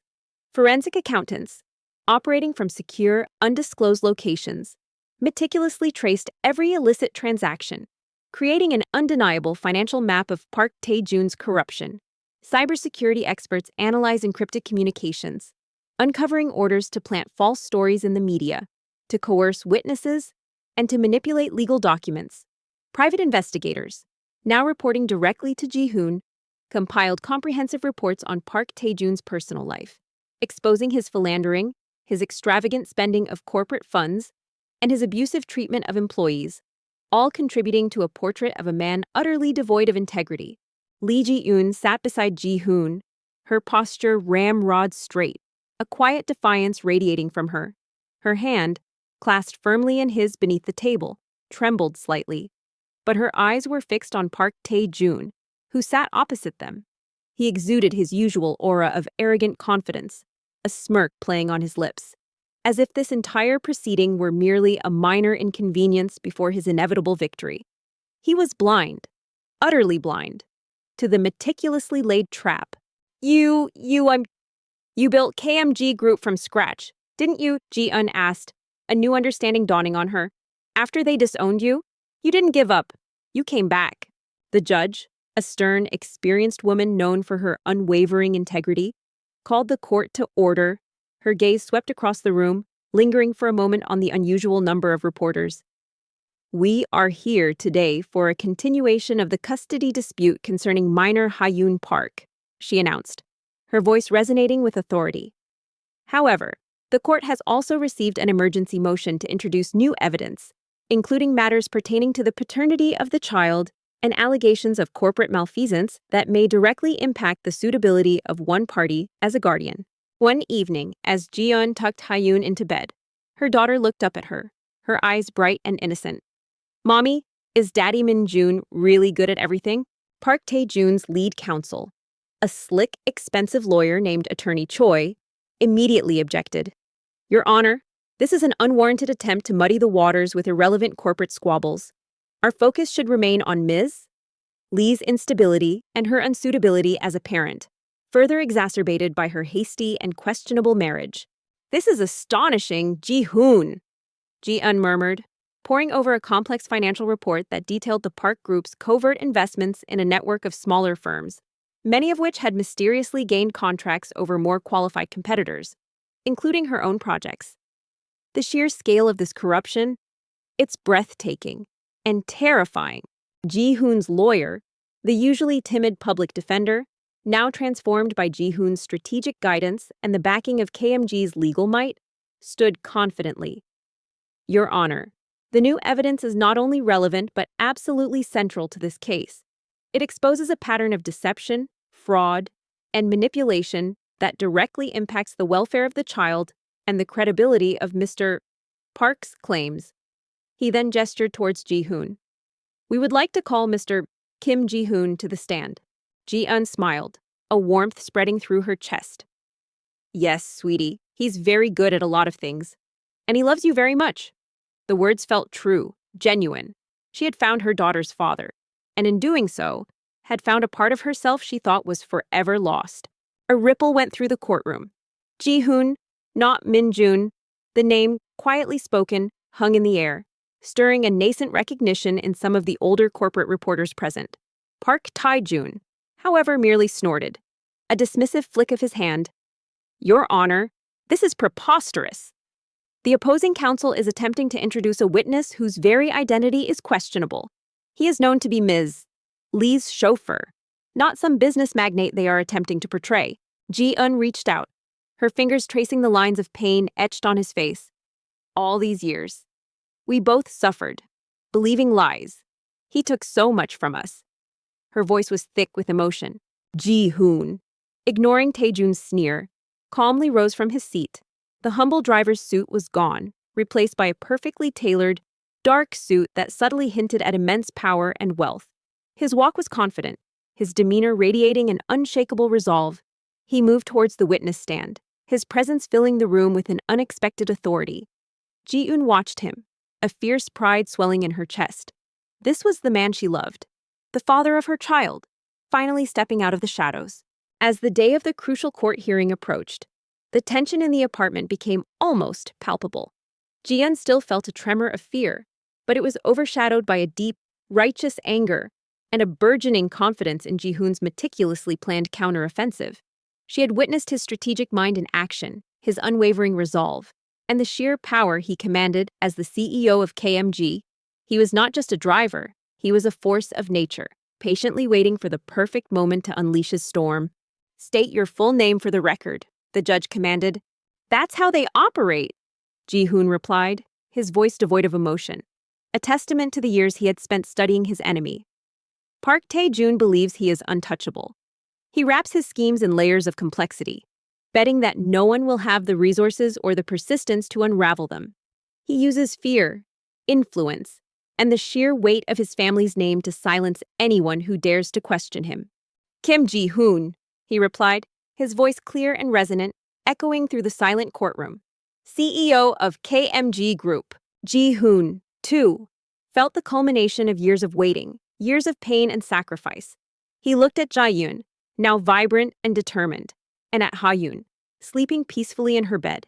This wasn't just about vengeance, it was about rebuilding. It was about giving them the family, the future, that had been so cruelly stolen. His heart, once cold and hardened by betrayal, now beat with a renewed sense of purpose and a profound rekindled love for the two women in his life. The declaration landed like a bombshell. A collective gasp swept through the room. The reporters scribbled furiously. Park Tae-jun, who had been leaning back with a smug expression, suddenly straightened, his eyes wide with shock and disbelief. His face, usually so composed, contorted into a mask of utter bewilderment, then dawning horror. Kim Ji-hoon, the heir he had thought was dead, the rival he had believed utterly destroyed. He was here. He was Ji-eun's husband. "Ha-yoon," Ji-eun whispered, her voice trembling. "Then Ha-yoon is... she's your daughter, isn't she?" Ji-hoon. Attorney Choi, flustered, jumped up. "Objection, Your Honor. This is an outrageous fabrication. Kim Ji-hoon, the former heir of KMG, was involved in a massive embezzlement scandal years ago, and then disappeared. He's presumed dead. The final meeting with their legal team was intense. Ji-hoon's top corporate lawyers, a team of sharp, aggressive litigators who had been working in secret under his direct command, now fully entered the fray. They reviewed the mountain of evidence, cross-referenced every document, and rehearsed their presentation with surgical precision. Ji-eun's public defender, initially intimidated, quickly found himself energized and emboldened by the sheer weight of the truth and the formidable legal support now at his disposal. He no longer felt like a lone warrior, but part of a powerful, unified front. With all due respect, counsel, Ji-hoon interjected, his voice calm, cutting through the chaos. I assure you, I am very much alive. And the embezzlement charges were a meticulously crafted fraud, orchestrated by none other than Mr. Park Tae-joon and his family, to steal my identity, my inheritance, and my future, and to separate me from Ms. Lee Ji-eun and our daughter. Ji-eun suddenly remembered her art gallery commission and the anonymous benefactor who had stepped in. The gallery project. That was you. Wasn't it? You found a way to save it, even after Tae-joon tried to sabotage it? Another wave of murmurs swept the courtroom. The judge, her face unreadable, banged her gavel. Order, Mr. Kim. Please stick to the questions. Counsel, proceed with your examination. Park Tae-joon believes he's walking into a routine custody hearing. Ji-hoon addressed the legal team, his voice calm yet radiating an undeniable authority. He expects to break Ji-eun further, to humiliate me. He has no idea what's coming. We will not just win, we will dismantle him piece by piece. Ji-hoon's lawyer began his questioning, methodically peeling back the layers of deceit.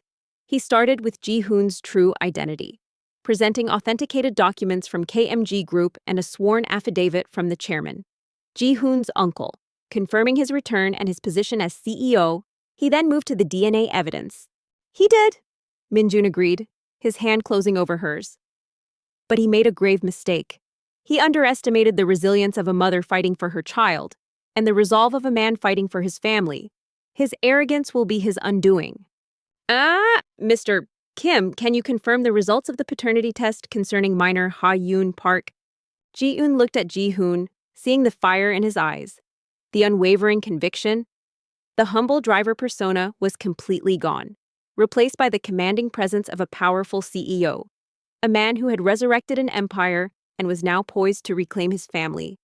She had married a driver to spite her ex, and in doing so, had inadvertently initiated a chain of events that would expose a vast conspiracy and bring down a corrupt dynasty. The irony was not lost on her. She was ready for Ha-yoon, for Ji-hoon, and for herself. She was ready to face the truth and to fight for their future. The confrontation was set. Ji-hoon's gaze softened as he spoke of Ha-yoon. Yes, the results unequivocally confirm that I am the biological father of Ha-yoon. The tests were independently conducted and verified by 3 separate, accredited laboratories.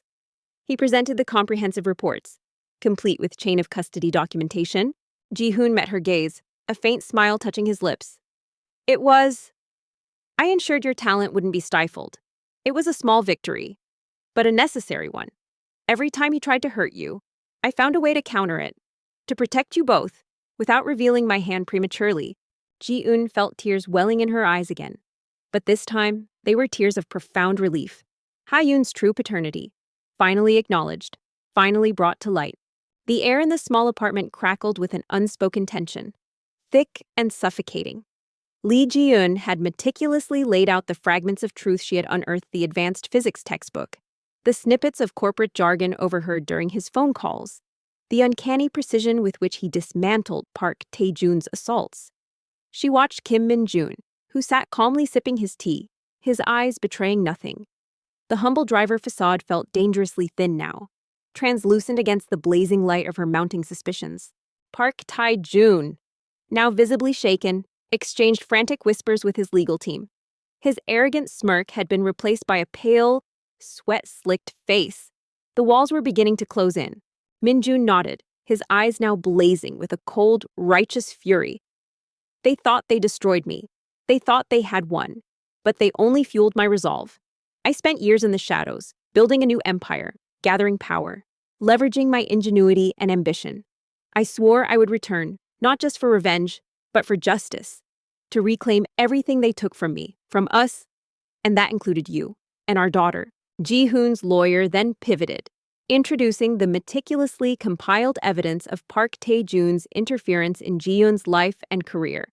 He presented the forged death certificates, the evidence of financial coercion used against Ji-hoon, and the manipulated documents regarding her marriage to Tae-jun. He detailed the systematic sabotage of Ji-hoon's design projects, presenting emails, canceled contracts, and even sworn statements from former associates of the Park Group who had been pressured to turn against Ji-hoon. Each piece of evidence was presented with surgical precision, leaving no room for doubt. Min-jun, she began, her voice steady, though her heart hammered against her ribs. She had rehearsed this moment countless times in her head. I need you to tell me everything, no more evasions, no more unremarkable pasts. Who are you? Really? As Ji-hoon testified, his voice unwavering, he detailed the years of his exile, how he had rebuilt his life and KMG Group, all with the singular purpose of exposing Tae-jun and reclaiming his family. He described how he had disguised himself as a driver to observe and protect Ji-eun and Ha-yoon, confirming his strategic interventions in Ji-eun's career and in the custody case itself. Her admiration for him deepened. He hadn't just been passively observing. He had been actively shielding her, subtly guiding her towards success even as she believed she was fighting alone. His professionalism, his strategic brilliance, were undeniable, but it was his unwavering dedication, his silent, relentless protection of her and Ha-yoon, that moved her most profoundly. So, Mr. Kim, you are alleging that Mr. Park Tae-jun not only orchestrated a complex corporate fraud against you, faked your death, and tried to steal your identity, but also manipulated Ms. Lee into a sham marriage and attempted to claim your biological daughter as his own, all while actively sabotaging Ms. Lee's livelihood. Ji-hoon's lawyer concluded, his voice ringing with indignation. Min-jun slowly set his teacup down, the ceramic clinking softly against the saucer, a sound that seemed amplified in the charged silence. His gaze met hers, deep and unwavering. For a long, agonizing moment, neither spoke, the weight of years of secrets hanging between them. Then, with a sigh that seemed to carry the weight of a heavy past, he nodded.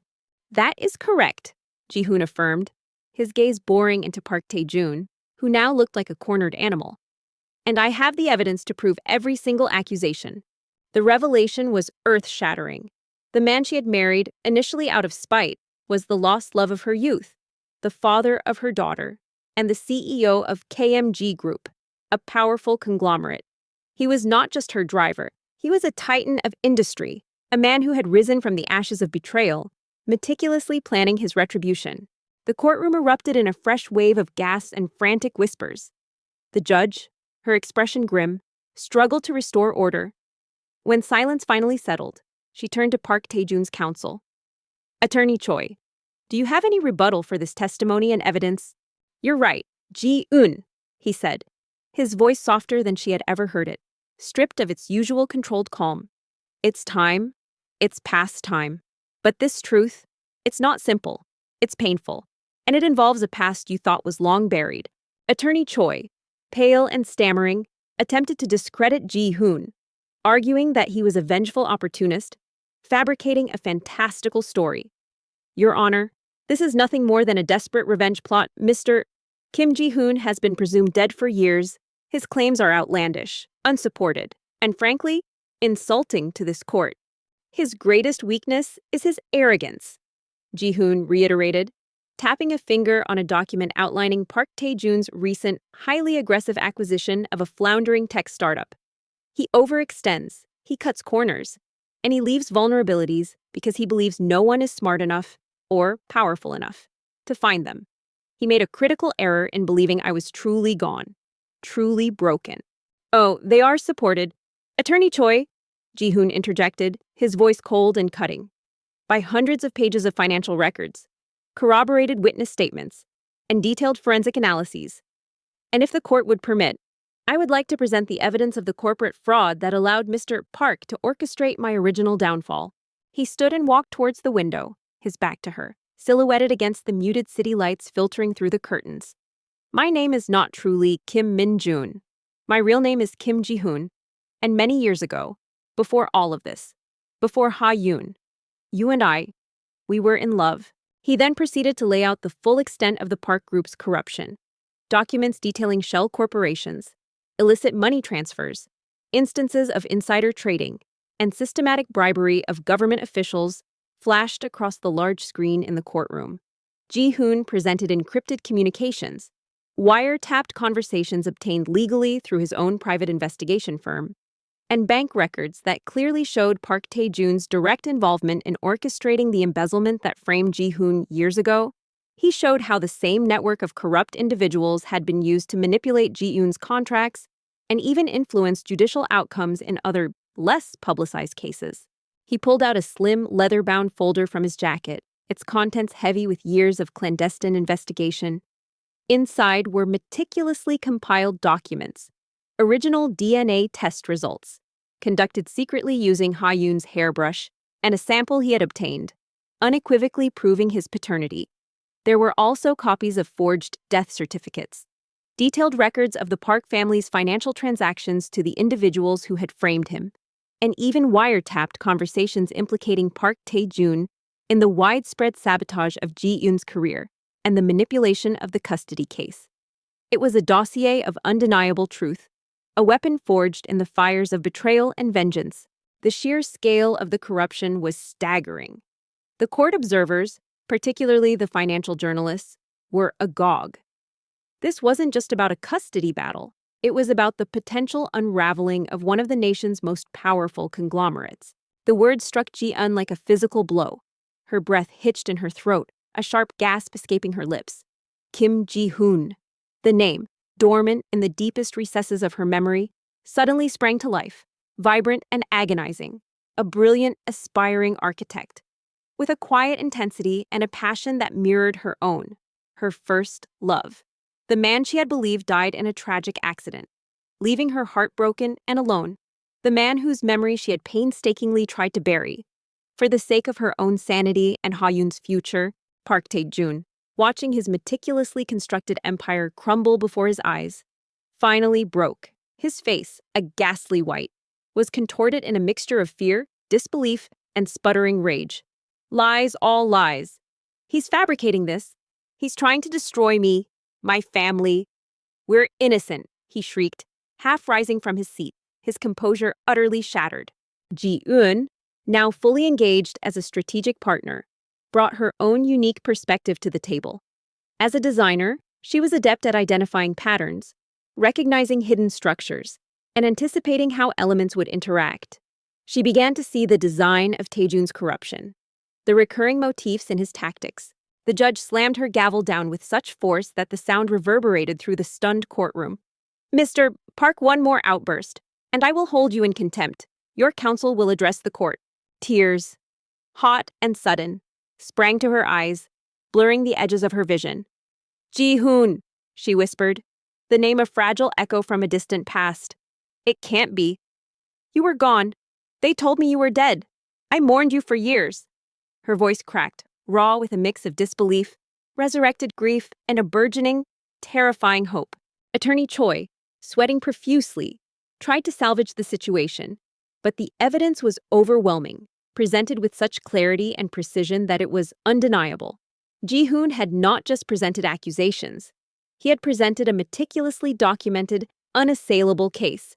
Ji-eun felt a dizzying mix of emotions, profound shock, overwhelming relief that Ha-yoon finally had her biological father, anger at the years of deception, and a strange, burgeoning admiration for Min-jun's unwavering strength and strategic brilliance.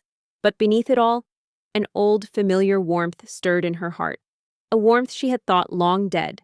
The love for Ji-hoon, the man she had lost, was still there, buried deep, but now rekindled by the painful truth. After hours of intense testimony and the presentation of evidence, the judge finally recessed, her face grim. Before she left, she issued a preliminary ruling that sent shockwaves through the courtroom based on the overwhelming and irrefutable evidence presented today. The court finds a compelling case for the immediate transfer of temporary full custody of minor Ha-yoon Park to Ms. Lee Ji-eun, with visitation rights for Mr. Kim Ji-hoon. Furthermore, The court will issue an immediate order for a full and comprehensive governmental investigation into the Park Group's financial practices, based on the serious allegations and compelling evidence of corporate fraud and manipulation presented by Mr. Kim Ji-hoon. He turned, his face etched with a pain so profound it mirrored her own. His eyes, usually so guarded, now shone with unshed tears, reflecting the profound sorrow that had been his constant companion. They lied. Ji-hoon. They lied to both of us. The Park family. They orchestrated everything to tear us apart. A cheer, quickly suppressed by court officers, erupted from Ji-eun's small group of supporters. Ji-eun herself felt a wave of profound relief wash over her, so potent it almost brought her to her knees. Ha-yoon was safe. Her daughter was truly hers, and Ji-hoon's. The first major battle was won. He doesn't just block, he discredits. Ji-eun observed, pointing to an article about Min-jun's supposed shady past. He tries to destroy credibility first. If we just present the evidence, he'll simply claim it's a desperate fabrication by a gold-digging mother and her opportunist husband. We need more than just proof. We need to dismantle his narrative before he can even build it. Outside the courtroom, a media frenzy awaited them. Ji-hoon, shielding Ji-eun and Ha-yoon from the flashing cameras and aggressive questions, made a brief, powerful statement. He walked back towards her, his movements slow, deliberate, as if carrying an immense burden. He knelt before her, taking her trembling hands in his. His touch, once merely comforting, now ignited 1,000 dormant memories, the warmth of his skin, the strength of his grip, the unspoken promises they had once shared. Today, justice has begun to prevail, he announced, his voice carrying over the din. The truth about Park Tae-jun's decades of corruption, his lies, and his cruel manipulation has finally been exposed. He attempted to destroy my life, to steal my family, and to silence the truth, but no amount of power or money can ultimately extinguish the truth. My wife, Lee Ji-eun, a courageous mother, fought relentlessly for her child, and our daughter, Ha-yoon, will finally know the truth about her biological father. He explained his meticulous plan, how he had deliberately chosen a low-profile role to infiltrate Ji-eun's life, how he had subtly guided her career, protecting her from Tae-jun's machinations, all while gathering undeniable evidence against the Park family. Every coincidence, every anonymous benefactor, every lucky break Ji-eun had experienced was a thread in Min-jun's elaborate tapestry of revenge and redemption. He then looked directly into the cameras, his eyes burning with a fierce resolve. This is not just a personal victory. This is a message to all those who abuse their power. Your arrogance will be your downfall. The KMG Group is committed to ensuring that corporate ethics and justice are upheld. This is just the beginning. I never abandoned you, Ji-eun. I loved you, he began, his voice a low, guttural confession. We were building a future, but my family, the Kim family, owners of KMG Group, and the Park family, they were bitter rivals. They saw our relationship as a vulnerability, a weakness to exploit. Park Tae-jun, specifically, saw me as an obstacle to his own ambition, an heir to a rival empire that he desperately wanted to crush. As Ji-hoon escorted Ji-eun and a confused but visibly happier Ha-yoon through the throng of reporters, Ji-eun leaned her head against his shoulder. The weight that had crushed her for years was finally lifting. She looked back at the courtroom doors, where a disheveled and humiliated Park Tae-jun was being led away by his equally stunned lawyers, his face a picture of utter ruin. He had underestimated them both. He had played a game he could not win, against a man he thought was dead, and a woman he thought he could break. The storm had broken, and its first, devastating lightning bolt had struck. Ji-hoon looked at her, a spark of pride in his eyes. Precisely. Which is why our strategy needs to be multi-pronged. Legal, corporate, and public opinion. We won't just win in court, we will ensure his reputation, and his family's, is utterly destroyed. He will be remembered not for his power, but for his corruption. The aftermath of the courtroom drama was a maelstrom. Park Tae-jun's world, once an unassailable fortress of wealth and influence, crumbled with astonishing speed. The government investigation into the Park Group, fueled by Kim Ji-hoon's irrefutable evidence, unearthed a labyrinth of financial malfeasance, bribery, and corporate espionage stretching back decades. Headlines screamed of the downfall of a titan, painting Tae-jun as a ruthless, corrupt figure whose arrogance had finally undone him. His once loyal subordinates scattered, some turning state's evidence, others fleeing the country. The Park Group's stock plummeted, assets were frozen, and the once proud conglomerate teetered on the brink of bankruptcy. He recounted the elaborate scheme with a chilling clarity that painted a vivid, horrifying picture of their shared past. He had been framed for a massive embezzlement scandal within KMG, meticulously crafted by Park Tae-jun's network of corrupt officials and ruthless corporate manipulators. The evidence, painstakingly fabricated, had been damning, forcing his own family, in a desperate attempt to protect their conglomerate, to disown him. He had been stripped of his name, his inheritance, his very identity. Tae-jun himself faced a barrage of charges: corporate fraud, perjury, obstruction of justice, and the grotesque manipulation of a child's paternity. His arrogant sneer was replaced by a hollow, defeated stare as he was led away in handcuffs, his expensive suits now seeming like a grotesque mockery of his lost power. The public, initially enthralled by the scandal, quickly turned on him, reveling in the poetic justice of his spectacular downfall. For Lee Ji-eun and Kim Ji-hoon, witnessing his complete ruin brought a complex mix of vindication and a sobering recognition of the human cost of such corruption. "He's nice," Ha-yoon murmured, already drifting off to sleep. "He smells like clean." In the quiet sanctuary of their apartment, the initial euphoria of victory slowly gave way to the daunting task of rebuilding. Ji-eun and Ji-hoon now faced a different kind of challenge, healing the profound wounds inflicted by years of lies and misunderstanding.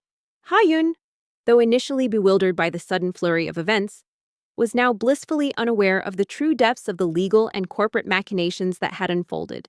She simply knew that Daddy Min-jun was now Daddy Ji-hoon, and that he was always there, a steady, loving presence. "What do we do now?" Ji-eun asked, her voice quiet but firm, her eyes meeting his with a renewed resolve. The fight was no longer just about her and Ha-yoon. It was about them, about their lost past and their stolen future. The journey of acceptance for Ha-yoon was a tender and gradual one. Ji-eun and Ji-hoon spent countless hours explaining, in simple, age-appropriate terms, that Ji-hoon was her biological father, the man who had always loved her, even when they couldn't be together. They showed her old photographs of Ji-eun and Ji-hoon, pictures from a past filled with hope and love before it was cruelly interrupted. Ji-hoon, with boundless patience, read her bedtime stories, taught her how to draw complex architectural designs, and took her to parks, gently weaving himself into the fabric of her young life. Ha-yoon, with the innate resilience of a child, slowly but surely embraced him. She called him Appa, Korean for dad, with a clear, joyful voice that brought tears to Ji-hoon's eyes every time. Her happiness became their guiding star, a beacon illuminating their path to recovery. "They made me a ghost," Ji-hoon said, his voice filled with a cold fury that made Ji-eun shiver, "a pariah. And then, they came for you. They told you I was a criminal, a fraudster. They threatened your family, your future, telling you that if you stayed with me, if you even acknowledged our child, the child we were so happy about your life, would be ruined. They offered you money to disappear, to cut all ties, to erase me from your memory." For Ji-eun and Ji-hoon, the emotional landscape was far more intricate. The love that had once burned brightly between them, a love they both believed had been extinguished by death and betrayal, was now rekindled. But it was a fragile flame, surrounded by the charred remains of past pain. There were long nights of conversation, honest and raw, where they painstakingly recounted their individual suffering, the lies they were told, the heartbreak they endured. Their counterattack plan began to take shape. "I can't believe I believed he was dead for so long," Ji-eun confessed one evening, her head resting on Ji-hoon's shoulder. The memory still stung, a phantom limb of grief. "Every birthday, every milestone, I mourned for you. I thought I was protecting Ha-yoon from the truth of a father who never was." Ji-eun shook her head violently, tears blurring her vision, her voice rising in anguish. "No, that's not what they told me. They said you were dead. A terrible accident, a cover-up by your family to avoid scandal. They showed me fake death certificates, manipulated news reports. They said the money was hush money, to protect your family's reputation, to ensure no one knew about our child, a child you supposedly never wanted. I believe them. Ji-hoon." I truly believed you were gone, that I was left alone to raise our daughter. Ji-hoon held her tighter. And I lived with the torment of believing you had chosen him. Chosen his wealth over our love, over our child, the anger. It was a bitter poison that fueled me for years. To know now that you were deceived, just as I was, it's a different kind of pain, but also a profound relief. A chilling silence descended upon the apartment. The full, horrifying scope of Park Tae-jun's depravity, his meticulous, long-term manipulation, was laid bare. He hadn't just separated them, he had stolen their child, twisted their memories, and built a web of lies so intricate that it had consumed their entire lives. Forgiveness, they realized, was not a single act, but a continuous process. Forgiving Tae-jun was a distant, almost impossible concept. But forgiving themselves for the misunderstandings, for the years of lost time, was essential. They learned to communicate openly, to share their vulnerabilities, to build a new foundation of trust, stronger and more resilient than before, forged in the crucible of their shared ordeal. The physical intimacy that rekindled between them was tender, hesitant at first, but slowly, passionately, became a powerful expression of their rediscovered connection. A testament to the love that had survived against all odds. The raw pain in her voice, the vivid description of the lies she had been fed, struck Ji-hoon with the force of a physical blow. He had lived for years with the agonizing belief that she had betrayed him, had taken the Park family's money and abandoned him and their child. The bitterness of that perceived betrayal had been a driving force behind his relentless ambition, the cold, hard core of his new persona. Now, hearing her truth, the depth of the deception, the sheer cruelty of it, tore through him, shattering the carefully constructed walls around his heart. Ji-eun also faced the daunting task of rebuilding her career, now with the added spotlight of being the wife of a powerful CEO and the woman at the center of a national scandal. Initially, she worried about being overshadowed, about her talent being dismissed as merely a byproduct of her husband's influence. However, Ji-hoon, understanding her fierce independence and pride in her work, took a strategic approach. Phase 1. Legal assault, exposing the custody fraud and paternity lie. The immediate priority was the custody battle. Ji-hoon had already prepared a comprehensive legal brief. It included the irrefutable DNA evidence of his paternity, the documented timeline of Park Tae-jun's manipulations regarding his marriage to Ji-eun, and detailed accounts of Tae-jun's attempts to coerce and control Ji-eun. They planned to present this with overwhelming force at the next hearing, blindsiding Tae-jun's legal team, who were still operating under the assumption that Min-jun was a penniless nobody. He publicly championed her talent, not as an act of patronage, but as a testament to her inherent skill. In a widely publicized interview, he spoke not just of the Park Group's corruption, but of Ji-eun's artistic vision, her dedication to her craft, and the unjust obstacles she had faced. He announced KMG Group's intention to invest in ethical, independent design firms, implicitly endorsing Azure Vision's. "They played us both," Ji-hoon whispered, his voice thick with emotion, pulling her into a tight embrace, an embrace that was both apology and profound comfort. "They twisted the knife, making us believe the worst of each other. I looked for you, Ji-eun, for years, but you had vanished, and then, when I began to rebuild my power, I learned you had married Park Tae-jun. I thought you had chosen them, chosen their world over me." The effect was immediate and profound. Ji-eun's small design studio, which had once struggled for recognition, was suddenly inundated with requests. Clients, now keenly aware of her story and her undeniable talent, sought her out not just for her aesthetic prowess, but for the integrity she embodied. She landed several high-profile projects, including the interior design for KMG's new headquarters, a project she approached with her characteristic blend of creativity and meticulous planning. She worked tirelessly, pouring her heart into every design, proving to herself and the world that her success was earned, not given. Ji-hoon was always there, offering support, advice, and access to resources, but never interfering with her creative autonomy.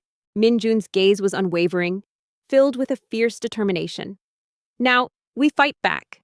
With the truth, we dismantle Park Tae-jun's empire, expose his corruption, and reclaim our family, once and for all." He thought he held all the power. He was wrong. The game is about to change. You found your voice again.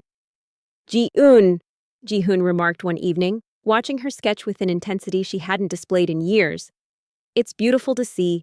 Ji-eun pulled back slightly, her eyes wide with fresh shock. Married Park Tae-jun. No, that was a lie too. After Ha-yoon was born, he found out about her. He threatened to expose everything, to take her from me. He coerced me into a public relationship, a fabricated ceremony to give her his name, to make her his heir. It was a prison, Ji-hoon, not a marriage. He wanted to control her, to control me. He always claimed Ha-yoon was his, conceived during some twisted coerced relationship after your supposed death. It's because I feel safe now, she replied, looking up at him, a soft smile on her lips.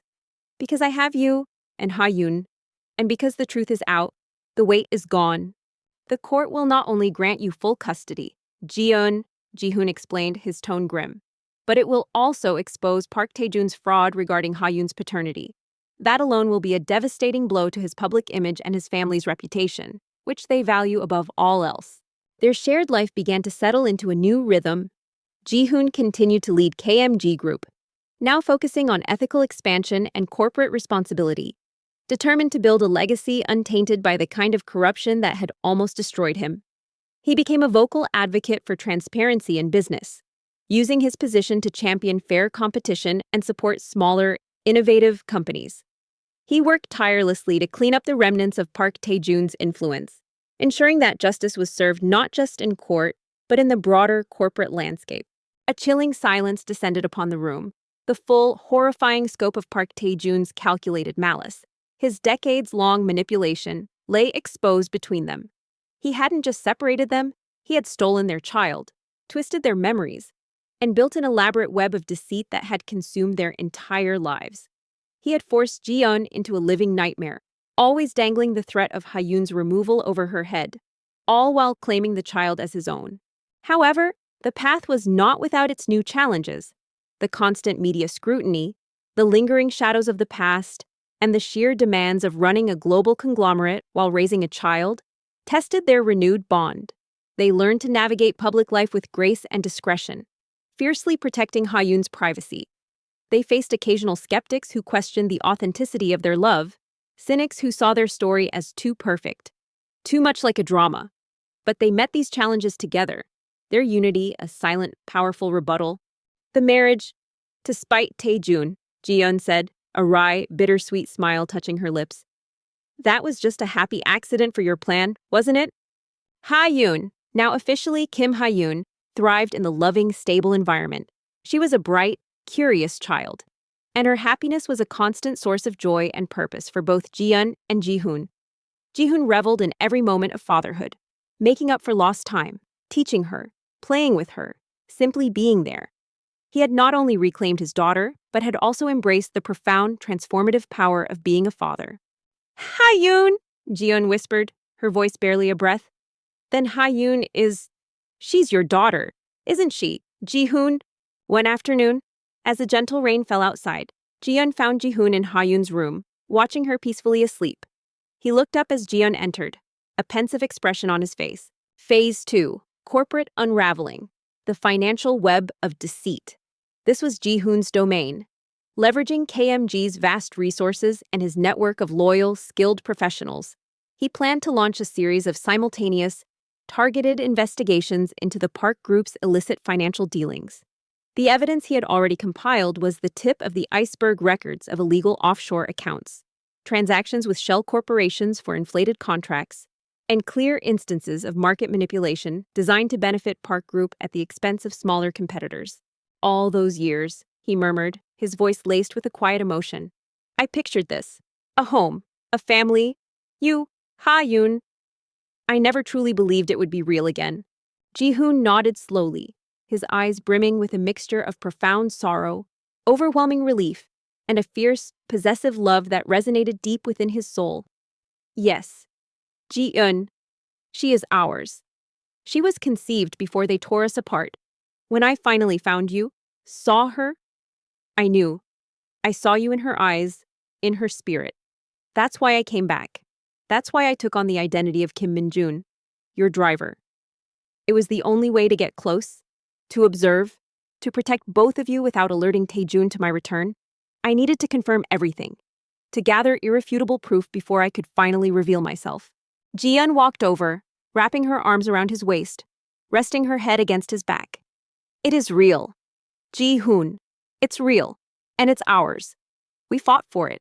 We earned it. She looked at Hyun, a profound sense of peace settling over her. The bitterness of the past still lingered, a faint scar, but it no longer defined them. They had moved beyond it, forged a new future from the ashes of betrayal. The weight of the past, so long a source of silent agony, now became a powerful catalyst for their united future. Ji-eun looked at Min-jun, seeing not just the humble driver, but the formidable CEO, the heartbroken lover, the father who had never given up. The truth had been a brutal awakening, but it had also brought clarity, and with it, a newfound strength. The battle ahead would be formidable, but they would face it together. Finally, they had learned that justice, while often slow and painful, could ultimately prevail. They had learned the profound power of forgiveness, not just for others, but for themselves.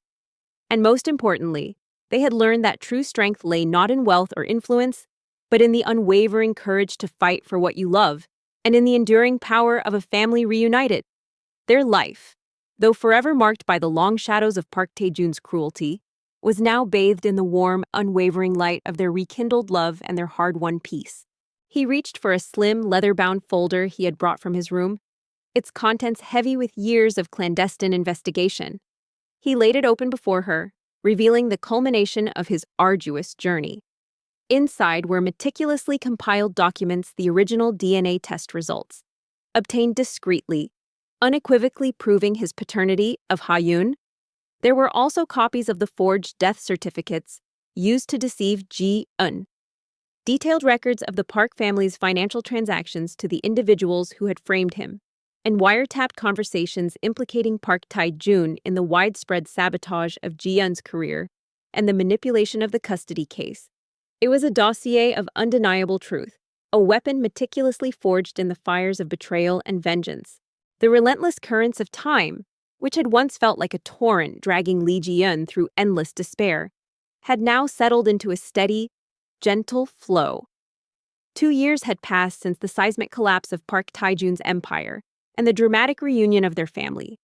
The headlines, once ablaze with scandal, had long since faded, replaced by new dramas and political upheavals. Yet, the profound transformation in their lives remained, a testament to resilience, truth, and the enduring power of love. We will hit them where it hurts most, their wallets, and their credibility with investors, Ji-hoon explained, outlining a complex strategy involving forensic accountants, cybersecurity experts, and legal teams specializing in corporate fraud. The goal is not just fines, it's to erode investor confidence, trigger government investigations, and eventually dismantle their control over their key assets. I want to see Park Tae-jun stripped of his power, his influence, and his family's legacy. The Kim family residence, a spacious yet warmly inviting home nestled in a serene district of Seoul, was a far cry from Ji-eun's modest apartment. It was a place Ji-hoon had painstakingly designed and built, not as a monument to his wealth, but as a true sanctuary for his rediscovered family. Sunlight streamed through large, arched windows, illuminating the carefully chosen artwork and comfortable furnishings, many of which were Ji-eun's own designs. The scent of fresh coffee mingled with the faint aroma of blooming orchids, creating an atmosphere of peaceful domesticity. Ji-eun stared at the documents, her hands trembling as she touched the DNA report, the evidence of her daughter's true lineage, her beautiful, innocent Hyun, the daughter she had raised alone, believing she was protecting her from the ghost of a father who had died, was in fact the child of the man sitting beside her, the man she had loved so fiercely and mourned for so long. The realization was overwhelming, a tidal wave of grief and joy, anger and profound relief. It was as if a missing limb had suddenly been restored, a gaping wound finally allowed to begin healing. Kim Ji-hoon, once the enigmatic driver, was now undeniably the formidable CEO of KMG Group, a corporate titan who had not only reclaimed his rightful place, but had also steered his conglomerate towards a new era of ethical leadership. His reputation had soared, not just for his strategic brilliance in dismantling the Park Group, but for his unwavering commitment to transparency and social responsibility. He had become a vocal advocate for fair business practices, actively participating in industry forums to promote ethical competition and support smaller enterprises, often echoing the very struggles Ji-eun had faced. His personal story, once a hushed scandal, was now an inspiring tale of courage and redemption. Though he rarely spoke of it publicly, preferring to let his actions speak for themselves, Ji-eun stared at the documents, her hand shaking as she touched the DNA report. Her beautiful, innocent Ha-yoon, the daughter she had raised alone, believing she was protecting her from the memory of a father who had died, was in fact the child of the man kneeling before her, the man she had loved so fiercely and mourned for so long. The realization was overwhelming, a tidal wave of grief and joy, anger and profound relief. Ji-eun's design studio, Azure Visions, had blossomed into one of Seoul's most sought-after firms. Her unique blend of minimalist elegance and functional artistry, coupled with her compelling personal story, had attracted a prestigious clientele. Her designs were lauded for their innovative approach, often incorporating sustainable materials and thoughtful, human-centric spaces. She had completed several landmark projects, including the striking new corporate campus for KMG Group, a work that served as a constant and subtle reminder of their shared journey. Ji-eun no longer felt the need to prove herself against the shadow of Park Tae-joon. Her success was undeniably her own, earned through talent, perseverance, and unwavering integrity. She had found her creative voice, stronger and more confident than ever before. You rebuilt KMG Group from scratch, didn't you? Ji-eun asked, a new understanding dawning on her, recognizing the full scale of his achievement. After they disowned you, after they thought they'd destroyed you, you didn't give up. You came back as the CEO of their greatest rival, and Ha-yoon, their precious daughter, now a vibrant 9-year-old, was the brightest star in their universe. The initial confusion of having two daddies had long since dissolved, replaced by a secure, unshakable bond with Ji-hoon. She was a cheerful, intelligent child, full of laughter and boundless curiosity. Her small hand still instinctively sought Ji-hoon's whenever they walked, and her eyes sparkled with adoration when he patiently explained the intricacies of an architectural blueprint or helped her build an elaborate Lego castle. She excelled in school, her creative spirit nurtured by Ji-eun and her analytical mind encouraged by Ji-hoon. She was growing up in a home filled with unconditional love, stability, and the quiet strength of two parents who adored her. Ji-eun, despite her lack of corporate experience, found herself understanding the logic, the intricate dance of power and money. She began to ask probing questions about the flow of capital, the vulnerabilities in the system, displaying an innate strategic mind that impressed Ji-hoon. One crisp autumn morning, Ji-eun found Ji-hoon in his study, poring over a stack of documents. Sunlight filtered through the large window, illuminating the slight silvering at his temples, a subtle mark of the battles he had fought. He looked up as she entered, a warm smile spreading across his face, the lines of his exhaustion softening. Ji-hoon nodded, his eyes now blazing with a cold, righteous fury, the humble driver persona completely shed, revealing the formidable CEO beneath. They thought they destroyed me. They thought they had won. But they only fueled my resolve.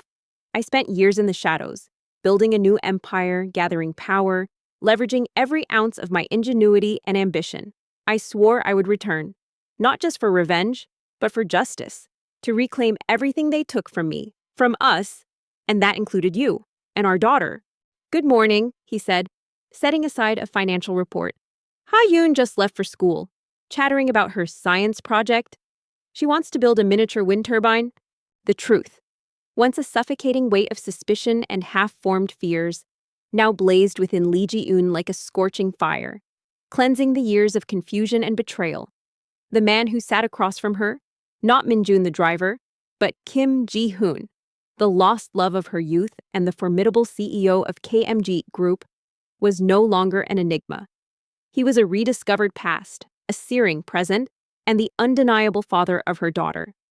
The shock had begun to recede, leaving in its wake a potent cocktail of grief for lost years, furious indignation at Park Tae-joon's depravity, and a powerful, exhilarating sense of purpose. Ji-eun smiled. walking over to him and leaning down to press a soft kiss to his temple. She gets that ambition from you, you know, and the endless questions. She ran her fingers through his hair.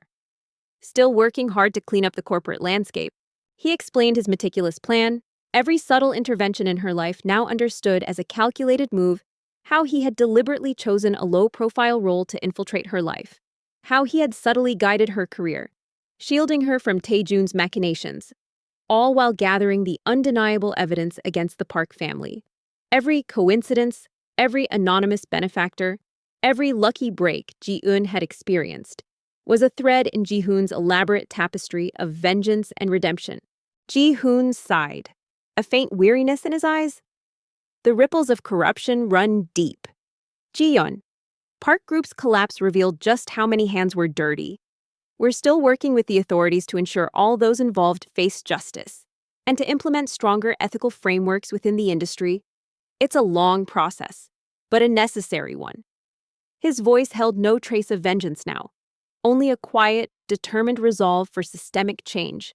Phase 3, public discreditation, the battle for truth. This was the delicate part. Park Tae-jun wielded significant media influence, but Ji-hoon knew how to fight fire with fire. He had already established discreet contacts within honest journalistic circles, preparing them for a story that would shake the foundations of Seoul's elite. He reached for her hand, his fingers intertwining with hers. Sometimes, I still look back at how close we came to losing everything. To losing each other. To losing Ha-yoon. It feels surreal, like a nightmare we somehow woke up from.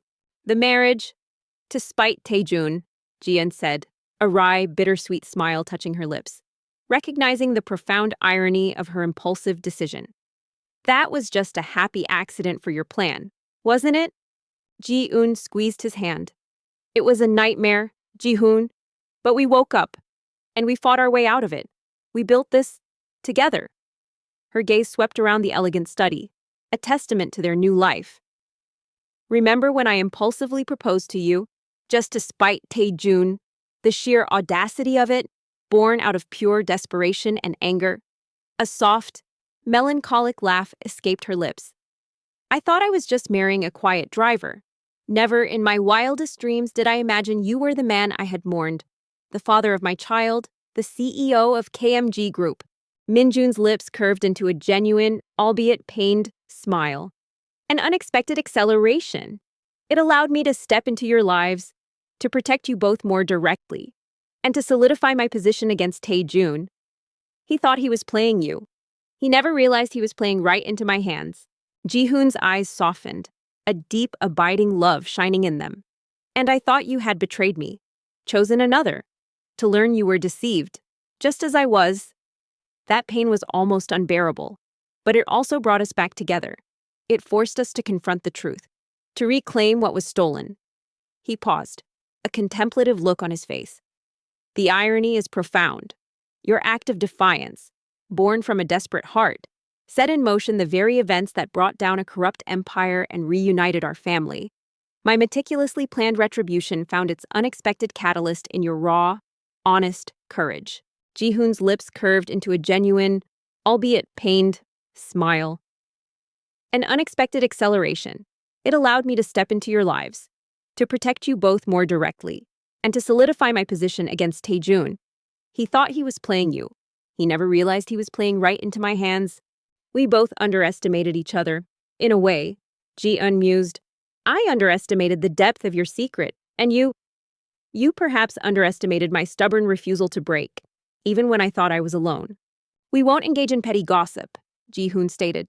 We will present undeniable facts, supported by irrefutable evidence. We will expose his cruelty, his manipulation, his decades of corruption. The public, Ji-eun, craves justice. And when they see the full extent of his depravity, combined with the story of our stolen child and our perseverance, the tide of public opinion will turn irrevocably against him. Never, Ji-hoon countered gently. I never underestimated your strength, Ji-eun. That was what drew me to you in the first place. All those years ago, your spirit, your talent, your unwavering love for Ha-yoon. Those were the forces that kept me going in the darkest times. And when I saw you fighting, even when you were exhausted, I knew you would never give up. That's why I had to protect you. no matter what. But the smile quickly faded, replaced by the deep sorrow that still haunted his eyes. I carried the belief that you had married him, chosen him, for years. It was a torment. But I realized, when I saw the pain in your eyes, your constant struggle, that you were also a victim. And then, when I confirmed Ha-Yun's paternity, everything became clear. My priority shifted from pure vengeance to protection and reclamation. I needed to ensure your safety and to expose Taejun, to reclaim our family. The path to their current happiness had been fraught with pain, deception, and arduous struggle. The scars of Park Taejun's cruelty would forever be a part of their history.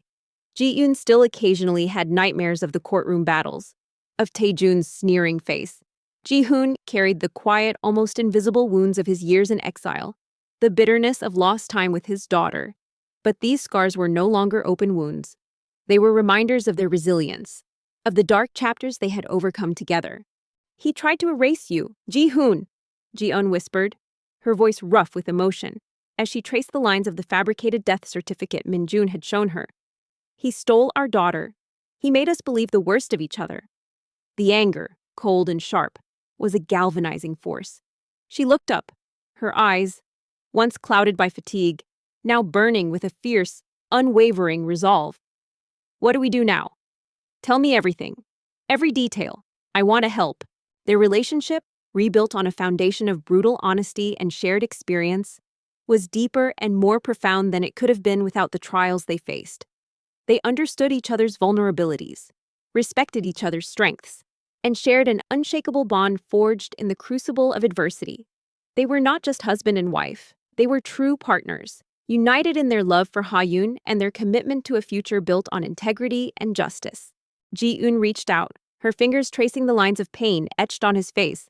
All these years, we both suffered, believing lies. He took so much from us. Her voice was thick with emotion, the weight of their shared, stolen past pressing down on them. One weekend, they took Ha-Yun to the vast, sprawling KMG Botanical Gardens, another project Ji-hoon had spearheaded, transforming a neglected urban space into a vibrant green oasis for the city. Ha-Yun ran ahead, her laughter echoing among the trees, her small figure a beacon of pure joy. Ji-eun and Ji-hoon walked hand in hand, a comfortable silence settling between them, a silence filled with unspoken contentment. Ji-eun felt a chill at his words, but also a grim satisfaction. Taejun had reveled in public humiliation. Now he would taste his own medicine. She knew her story. Their story would resonate. A single mother fighting for her child. A man returning from the dead to reclaim his family. It was a narrative that transcended corporate rivalries. She's truly happy, isn't she? Ji-eun whispered, watching their daughter chase butterflies. He did, Ji-hoon agreed, his hand closing over hers, a promise in his touch. But he made a grave mistake. He underestimated the resilience of a mother fighting for her child and the resolve of a man fighting for his family. His arrogance will be his undoing. More than I ever dared to hope, Ji-hoon replied, his gaze tenderly fixed on Ha-Yun. She has the innocence we almost lost, and she has both of us, together, as a family. That is the greatest victory. Min-jun, or rather, Ji-hoon, nodded slowly, his eyes brimming with a mixture of sorrow, relief, and fierce, unyielding love. Yes, Ji-eun, she is ours. She was conceived before they separated us. I knew it in my heart when I first saw her. When I started my investigation, that's why I started searching for you again. That's why I took on the identity of Kim Min-jun, your driver. It was the only way to get close, to observe, to protect both of you without alerting Taejun to my return. I needed to confirm everything, to gather irrefutable proof before I could reveal myself. The world still had its challenges, its complexities. The pursuit of justice was an ongoing journey, and the corporate landscape was always shifting. But Ji-eun and Ji-hoon faced it all with a quiet confidence, knowing they were no longer alone. They had learned the true meaning of courage, not just in confronting powerful enemies, but in facing one's own past, forgiving old wounds, and daring to rebuild. The revelation was earth-shattering. The man she had married, initially out of spite, was the lost love of her youth, the biological father of her daughter, and the formidable CEO of KMG Group. He was not just her driver. He was a titan of industry, a man who had risen from the ashes of betrayal, meticulously planning his retribution for over a decade. Their story, which began with a desperate act of defiance and a hidden legacy of betrayal, had culminated in a powerful testament to the triumph of truth and love. The single mom who married a driver to spite her ex had indeed realized he was the CEO and her daughter's biological dad. But more than that, she had rediscovered her lost love, reclaimed her stolen past, and together, they had built a future brighter and more meaningful than either of them could have ever imagined. Their family, forged in fire and bound by an unbreakable love, stood strong, a beacon of hope in a world that often seemed to favor darkness. Their collaboration extended beyond strategic discussions. Ji-eun, with her innate ability to connect with people, began to gently probe her network, revisiting old clients who had been inexplicably distant, subtly gathering information about the Park Group's business practices, confirming patterns of intimidation and unfair competition. She also reached out to a few trusted colleagues who had witnessed her struggles firsthand, subtly preparing them for the revelations that were about to come, planting seeds of doubt about the official narrative. Ji-eun felt a dizzying mix of emotions: profound shock, overwhelming relief that Ha-yoon finally had her biological father, burning anger at the years of deception, and a strange, burgeoning admiration for Ji-hoon's unwavering strength and strategic brilliance. But beneath it all, an old, familiar warmth stirred in her heart, a warmth she had thought long dead. The love for Ji-hoon, the man she had lost, was still there, buried deep, but now rekindled by the painful truth and the incredible story of his perseverance. Min-jun, or Ji-hoon, as she was slowly retraining herself to call him, nodded, a look of profound relief and respect in his eyes. He had expected shock, perhaps even further anger, but Ji-eun's immediate shift from victim to warrior validated every risk he had taken. "We fight, Ji-eun, and this time, we fight with a full deck of cards and a plan that he cannot possibly anticipate." "What do we do now?" Ji-eun asked, her voice quiet but firm, her eyes meeting his with a renewed resolve. The fight was no longer just about her and Ha-yoon. It was about them, about their lost past and their stolen future.